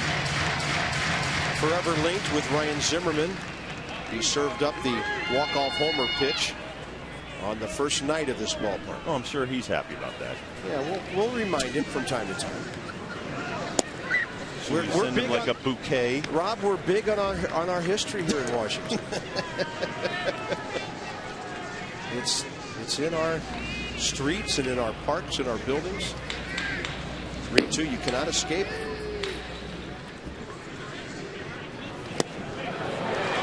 And O'Flaherty had Nick Johnson pulling off that pitch. That's only, by the way, the 3rd national batter to strike out tonight. Let's check in with Debbie Taylor. Ready for a deal, Bob? Well, the Potomac Nationals invite you and all the fans to join the party as Belly Buster Night returns every Wednesday to Fitzner Stadium, just 30 minutes away. Now, as part of Uncle Sam's stimulus package, you'll get all-you-can-eat hamburgers, hot dogs, popcorn, chips, and so much more for only $12. The next Belly Buster Night is April 22nd, so come out and see the future stars of your Washington Nationals. Yeah, and if we weren't working Wednesday night, we'd be down there cleaning the place out, Devil and me. No doubt. Yeah. Do they grill those dogs? They better. Nothing better than a hot dog and a grilled bun. Ryan Zimmerman 1 for 3 with a base hit that set up a 2-run inning back in the 4th. Flaherty throwing the ball well, didn't miss by much. Now, do you like bacon on your cheeseburger? Absolutely. I heard we're very similar, though. We both like bologna and cheese, huh? We're carnivores, yes. I love bologna and cheese. What? I rediscovered Piccaloaf this year. I won't go there. No, my wife's a vegetarian, so I'm eating a lot of turkey burgers. Okay. Burgers. Yeah. I did learn how to eat caramelized onions, though. Nice. I think I sensed those the other day, actually. You're right. Is it coming out of my pores? 2 balls and 2 strikes. Ryan Zimmerman batting at .278. Be nice to see him get a hold of one and give the Nats a little cushion here in a tight ball game. But O'Flaherty's been hard for anybody to center. We've seen him 2 or 3 times in the 4 games these teams have played.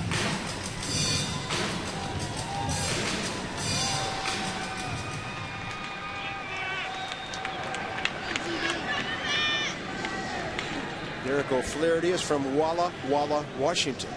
And a 2-2. Claimed off waivers by the Braves from the Seattle Mariners up in that area. He only managed to get 78 games and 70 innings with the M's over a 3-year period. One of my first leagues I played in, the Northwest League in Eugene, the Eugene Emeralds. We stopped into Walla Walla, Washington, And Oregon. Yep. Portland, Spokane. I think the Spokane Ball Club years and years ago was that great Dodger team that Tommy Lasorda managed that had all those guys from that great class. Say, Garvey, Pachorik, all those guys who were great hitters and outstanding players. I think that was voted the best minor league team of all time.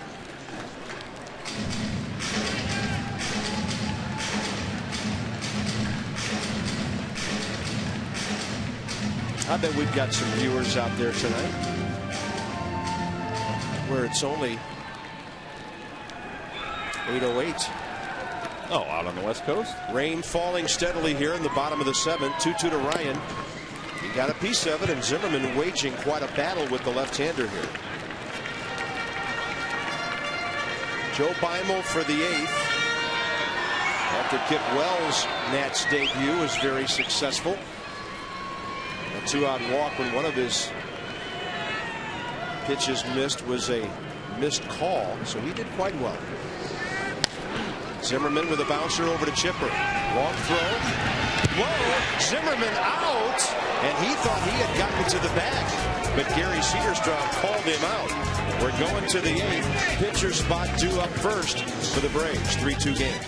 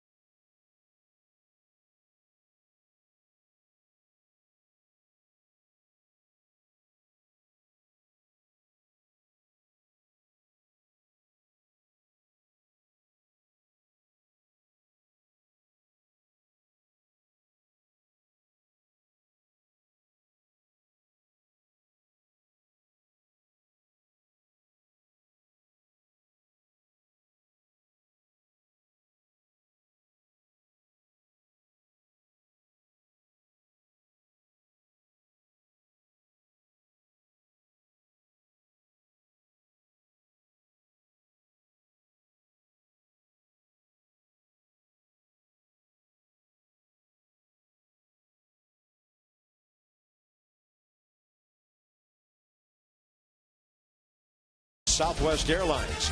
Low fares, no hidden fees. By PNC Bank. PNC leading the way. And by Heineken. Give yourself a good name. Capital in the distance on this rainy, hazy night. Manny Acta was waiting for the Braves to announce their switch hitting pinch hitter, Greg Norton. So Kip Wells had gone out and taken his warm-up tosses. So Kip is done and a very good debut. So it'll be Joe Beimel as expected. Norton, Johnson, Escobar, Chipper Jones, if anybody gets on in the 8th inning, coming right up.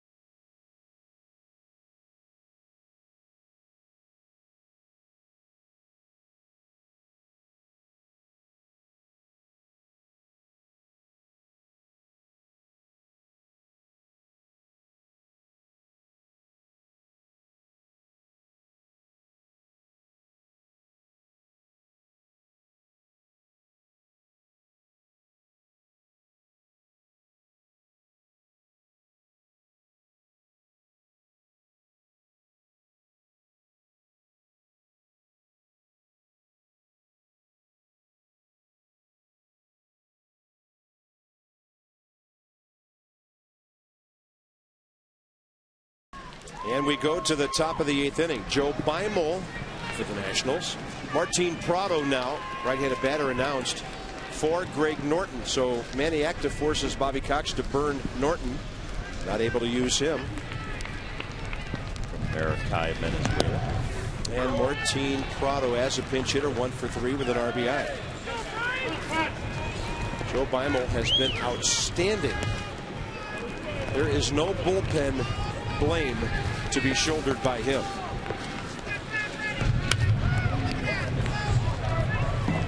Well, and he had a well-deserved day off yesterday, too. So did Joel Hanrahan. They had pitched in 3 straight games.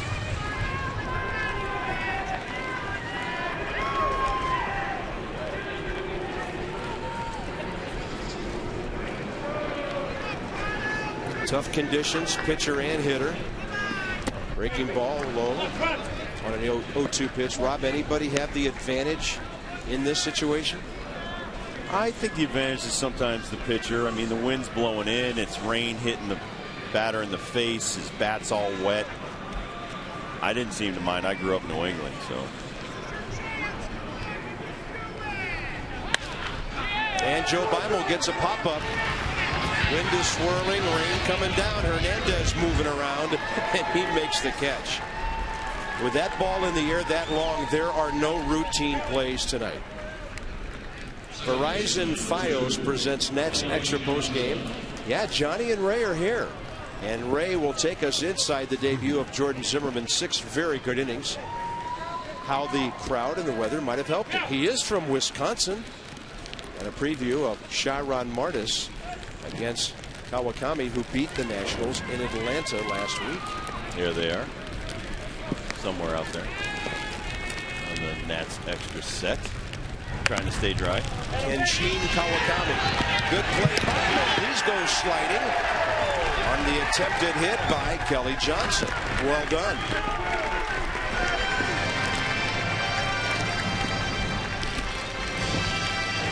Well, Joe Beimel helping himself in the Nats right here. He gets off the mound, fields his position while he's sliding on the grass. And he makes a heck of a play right there. Nice idea by Kelly Johnson. Oh, but you got to go back to the dugout. The Exmo catching Joe Beimel. Fabulous play. Who says pitchers aren't athletes? Come on. And the umpires have sent the teams off the field here at 11:16.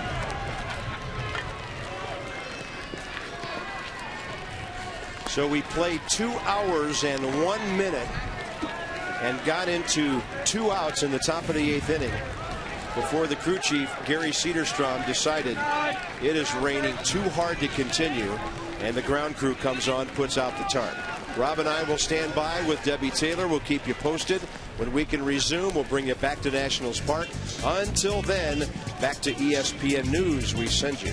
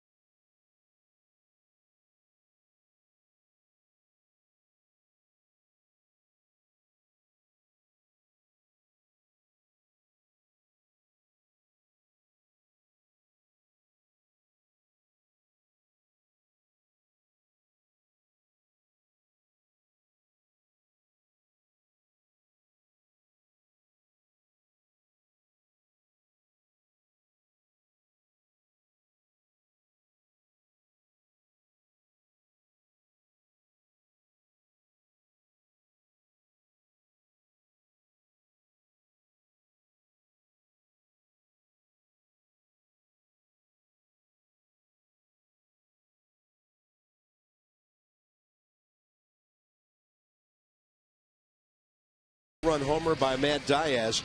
Jordan Zimmermann, a brilliant major league debut tonight. Beyond a quality start. Rob, 6 innings, only 2 runs on 6 hits, 1 walk, 3 strikeouts. He was throwing strikes early and often. There you see his first major league strikeout. Jeff Francoeur got out of a jam there with a double play. There you see the concentration and focus. Gets Schaefer to strike out on a great slider. Another great breaking ball to Chipper Jones.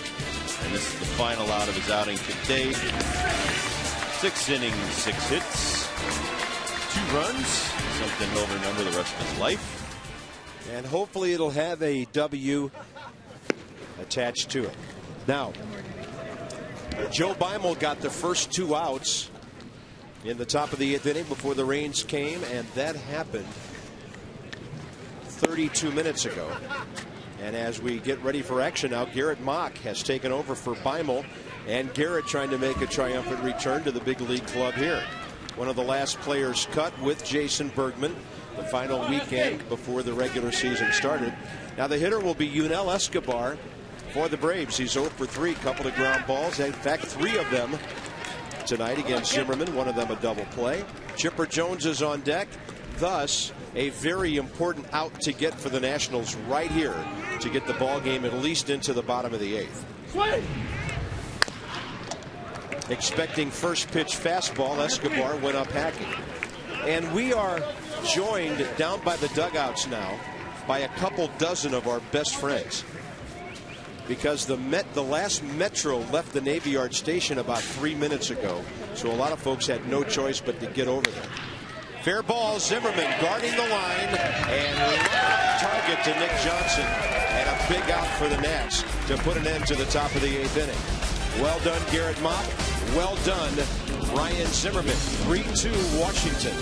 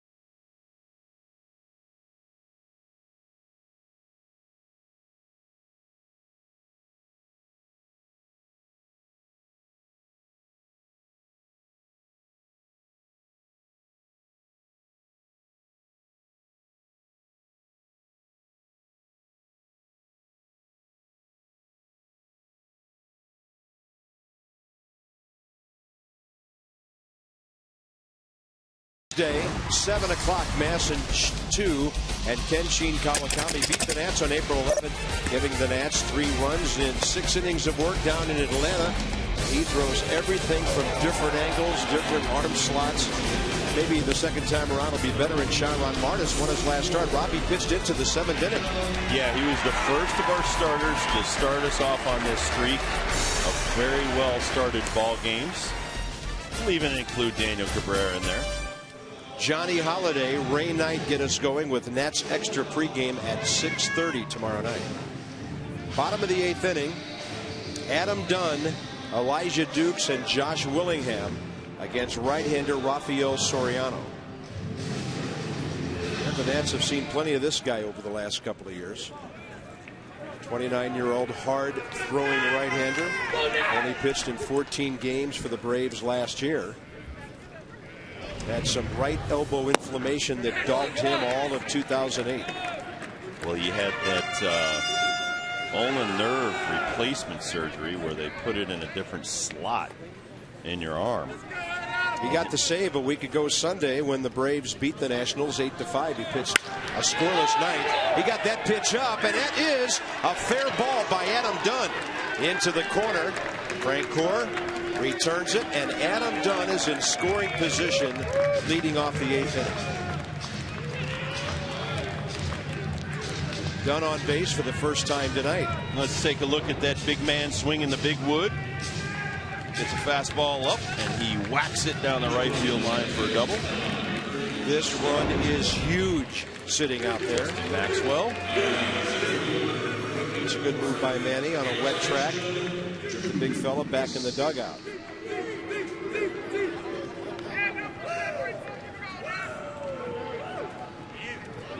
J-Max has great speed. Here's Elijah Dukes, who's driven in a run tonight. He has 2 base hits and a stolen base. He's also scored. Go Rangers! Fastball slammed right into the mask of David Ross. As Joe Garagiola used to say, that will loosen some of your fillings. You see the catcher's mask type hockey goalie equipment they use now, as you see it hitting David Ross square. And the face mask.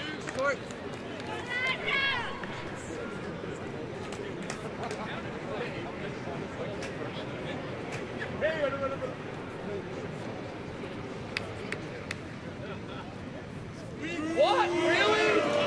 He was going to chase him back to the bag himself. Haven't seen a guy take 2 steps down the hill toward a runner. Hey, it's almost midnight. Sometimes you don't think too much as a reliever. And a breaking ball, 1-2 to Elijah Dukes. It is critical for the Nationals to get this runner over to third. They got him on. They need to get him over and get him in. Yeah, how about just a base hit, get him in? With Maxwell's speed, he can score easily on a base hit. Sometimes it's worse if there's less fans in the stands because you can hear every one of them as a reliever or pitcher. I mean, you're listening to that stuff. I was thinking the same thing. If there's 20, 30,000, it's a hum, and you don't really hear. You can't single out one guy yelling at you. There goes that back as Elijah was reaching for him.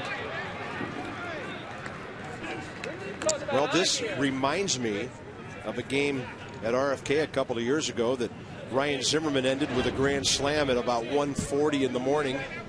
We're not nearly that late, but there goes that bat. Look at that. The Exmo catching the one hand, snapping the bat as the ball hits it low near the hands. And, you know, Rob, you know this. Those bats are so top heavy. Yep. There's nothing to hold them together down around that handle. Well, there's some bug that's eating all the ash trees right now. So they're having trouble coming up with ash wood to make a lot of these new bats, so they have to be maple.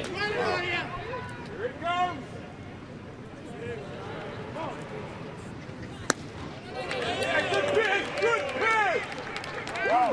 Actually, was talking to Bill Lee.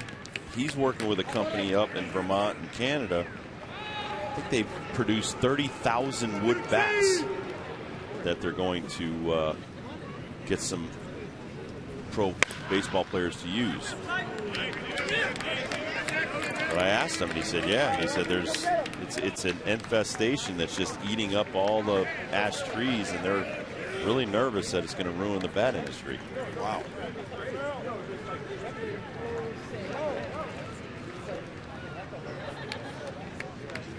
Two and two to Elijah, nobody out. He offered. That's interesting because there's no first base umpire to appeal to. How do you make that call from second base? That's where Gary Cederstrom is because of the runner. This is our look at this last one. Well, that's close. Go high, go high. Did he go that time? That is a swing, Cederstrom. A couple of high fastballs that wouldn't have been called strikes. And Dukes is out. And here's Willingham. Oh, this is the side angle on that last one. Yeah, it went a lot farther. Breaks the force field on the plate.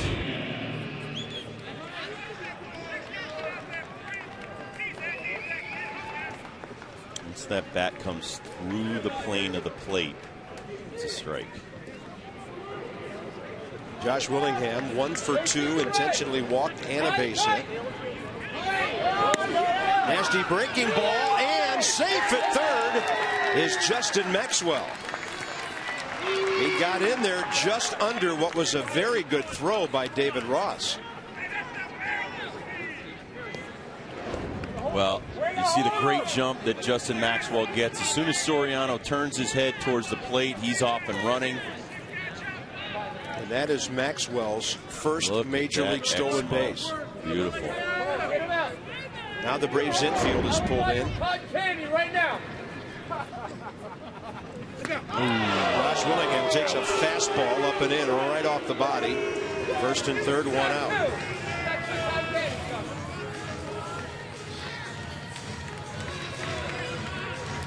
You can't hurt Steele. And guess who's up first and third again?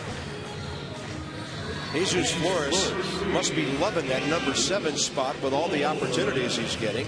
And he's done quite well tonight. A sac fly when it was first and third back in the 4th. It was that again in the 6th when he bounced a base hit through the shortstop hole. He could go a long way toward putting this game away for the Nats. If he can get one of those 95-mile-an-hour fastballs up in the zone and hit it out in the outfield, it'll be a run. Yeah.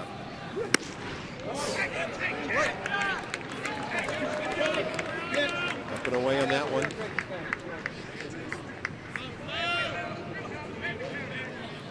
Guys are going to be asking Manny, begging him to hit them 7th. No coach.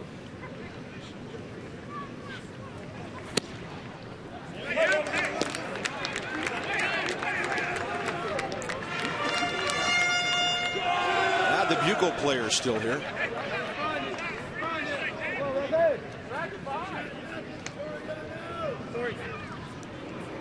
Two balls, no strikes. Jesus might get something to work with here. That's a low slider, ball 3. And if he would walk him, Gonzalez on deck is a tough man to double up. Well, the bewitching hour. I know, it's Tuesday. Midnight. A night-morning single header. Way outside and the bases are loaded. Alberto Gonzalez. Then the Nats, of course, have the number 9 spot. They don't have any left-handed bats left, but Ronnie Belliard and Austin Kearns are in that dugout. And Alberto Gonzalez becomes a key guy. Now with the infield in, hard to squeeze home a run. Gonzalez is a good punter. Pitcher throwing this hard, though, with the breaker. Very hard to bunt, yeah. Might as well try to just smoke one through the infield opposite way.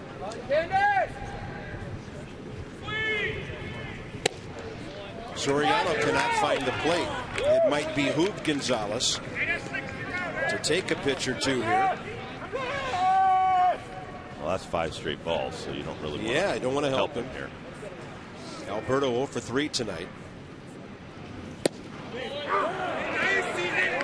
94. Ronnie Belliard on deck.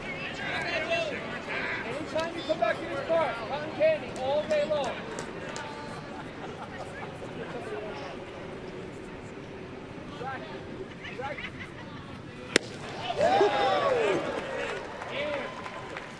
.1201, some cheese right down Broadway. This is 93 mile an hour coming at you. Be ready.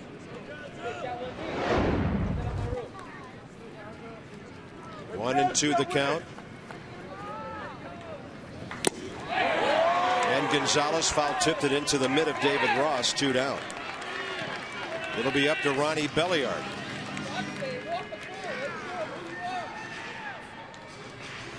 Well, once Rafael Soriano got locked in, look at that. 94 right down the middle. Vaya. Ronnie Belliard, a little bit more of a veteran here. Got to get that bat going a little bit earlier when a guy's throwing this hard.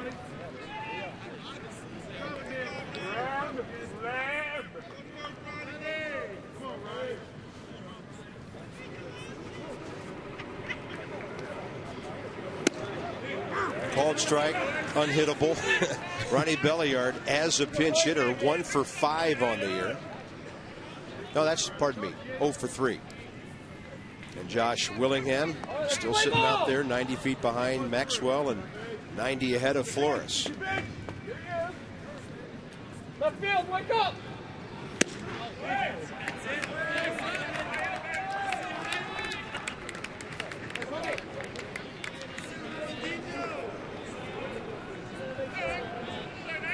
Got time to snap a breaking ball right into the dirt here. He's been throwing lots of fastballs.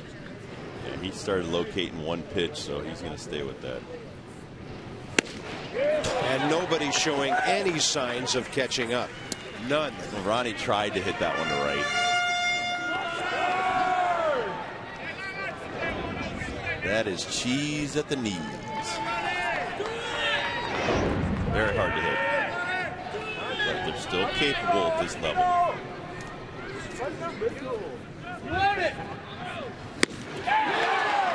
How about that inning by Soriano? A hit batter, a walk, a double, and a stolen base. 3 strikeouts. Hanrahan for the 9th.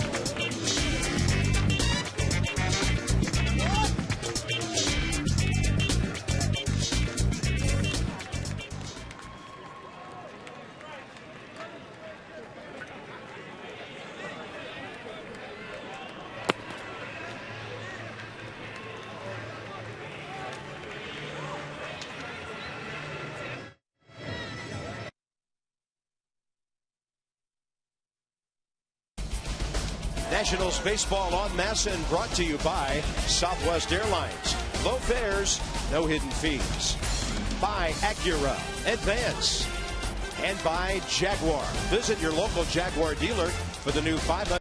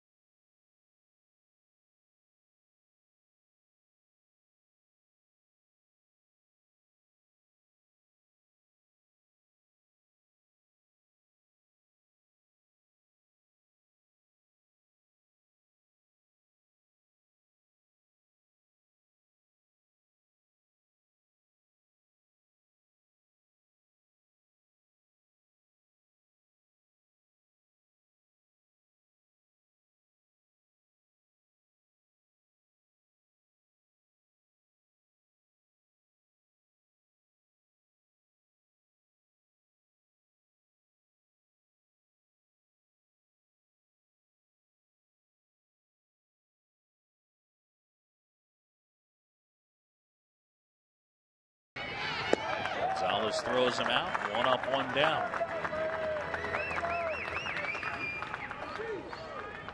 When you talk about their recent failures late in the ballgame, the numbers that jump out at you are kind of scary. 11 runs in the 8th inning or later in their last 3 games.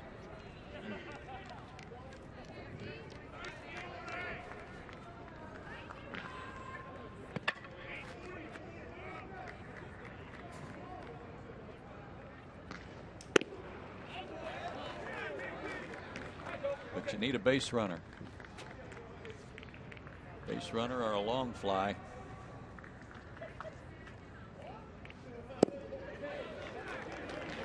Remember, the Braves last year had so much trouble in one-run games, 11 and 31. This year, 1 and 1 in one-run games.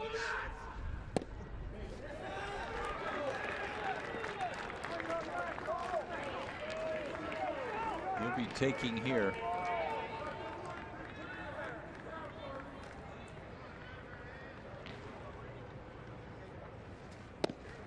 Ball 4, so the tying run is aboard.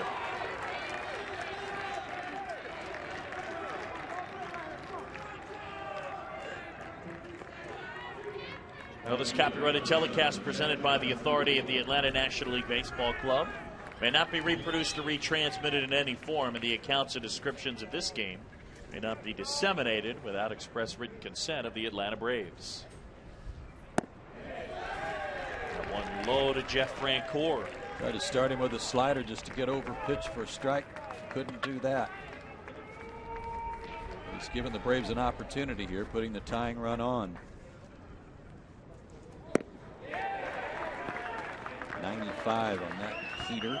It's interesting, they keep stats for everything, but 2 years ago he was a starter and they had his average fastball at a little over 91. Last year as a reliever, his average fastball over 95. And you don't think about it a lot, but when you go from starter to reliever and you can go more max effort, that's what happens. Yeah, and when we saw him in spring training last year, he was one of the most impressive guys we saw all spring. He came into Disney and blew the Braves away, but very, very inconsistent. Francoeur lifts it to right. Maxwell. So the Braves down to their final out with a man at first and 2 away. And it'll be Matt Diaz. 3-2 Nationals in the ninth. We've had a pair of rain delays. The unfortunate thing about Brian McCann's injury is that while he is available to catch if they need him to, you'd be hesitant to put him in there to pinch hit because of the vision problem. Yeah, I don't think Brian feels like he's ready to hit right now. Yeah.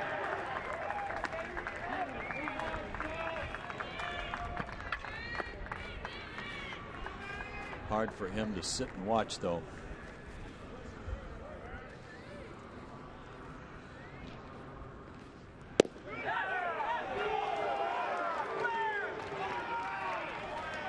On that one. So Hanrahan's in the mid-90s right now and has one out to get. This will go a long way toward making the Washington Nationals feel good about all the changes they made yesterday. Braves down to their final strike. Diaz was 0-2 with 2 out in the 4th when he hit his homer.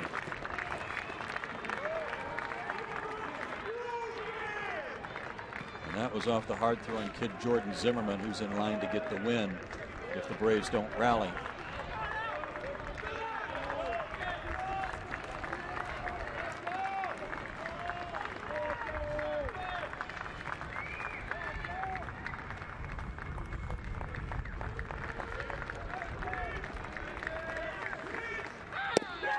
Matt Chase's ball game.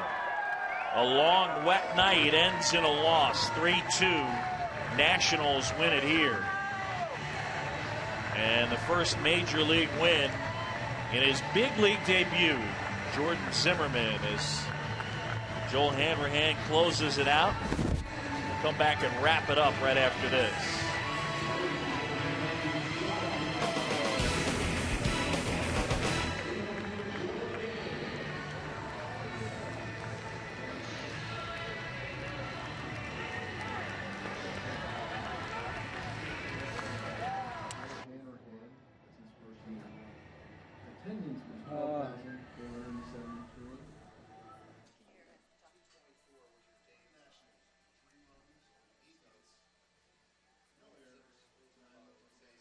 Let's talk about the Nationals. Yeah. I mean, we can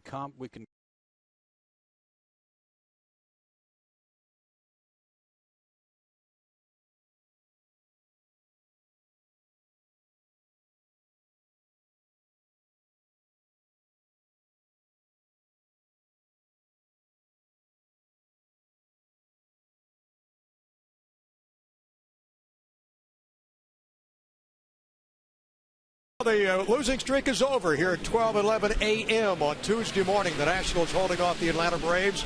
A great performance tonight for young Jordan Zimmermann Ray, and a great close from Joel Hanrahan. Yeah, Zimmermann just pounded the strike zone, Johnny. Everything he was advertised, threw the ball extremely well, 94 miles an hour, consistently a good, hard 87, 88 mile an hour slider. Great composure, only one base on ball. Tremendous job through everybody in the pitcher staff. And best ball game we've played all year. Yep, Nationals win at 3-2. Let's go right downstairs or back over my shoulder to Debbie Taylor with manager Manny Acton. Debbie? Okay, thank you very much, Johnny. And what a day, Manny, for the Nationals. Let's begin with Jordan Zimmermann. How impressive was that debut? Very impressive. I mean, not the prettiest day to play baseball, but the kid, hung in there. He was patient in the clubhouse, came out firing, pounding the strike zone, and it was a very good debut, and we gave him the victory. The bullpen came through today, and just not the nicest day to play, but ended up on the good note. You were also able to lock up Ryan Zimmermann. What does that mean for the future of this ball club? It means the world. I mean, it sends the right message to the city, to the followers of this franchise, to the players in the clubhouse. And I think it was fitting that we did that today, that this kid came up and that we won the ball game. Okay, thank you very much, Manny Acta. Let's go back upstairs to Bob. Thank you, Debbie Taylor. The Nationals hold on and win it 3-2. Great pitching tonight. And our fourth drive of the game is actually a hard bouncing ball that got through the left side of the infield. Jesus Flores in the sixth, his second RBI of the night. And Rob, he took advantage of his opportunities in this game. Yeah, you're right, Bob. I mean, it's a very humbling game when you don't do well, and it's a very exciting game when you do well. He was the right man, right situation many times tonight. Fly balls, ground balls. He drove in the winning runs, and that's a huge night for Jesus Flores and the rest of the Nationals. That's Rob Dibble, and for Debbie Taylor, Bob Carpenter. The Nats win it 3-2 over the Braves. By the way, playing time was only 2 hours and 24 minutes. We'll do it again tomorrow night, 6:30 Masson 2 pregame. Visit MassonSports.com for all the latest news on the Nats. This has been a presentation of Masson. Now, good morning to you, and Nats Extra coming your way right now.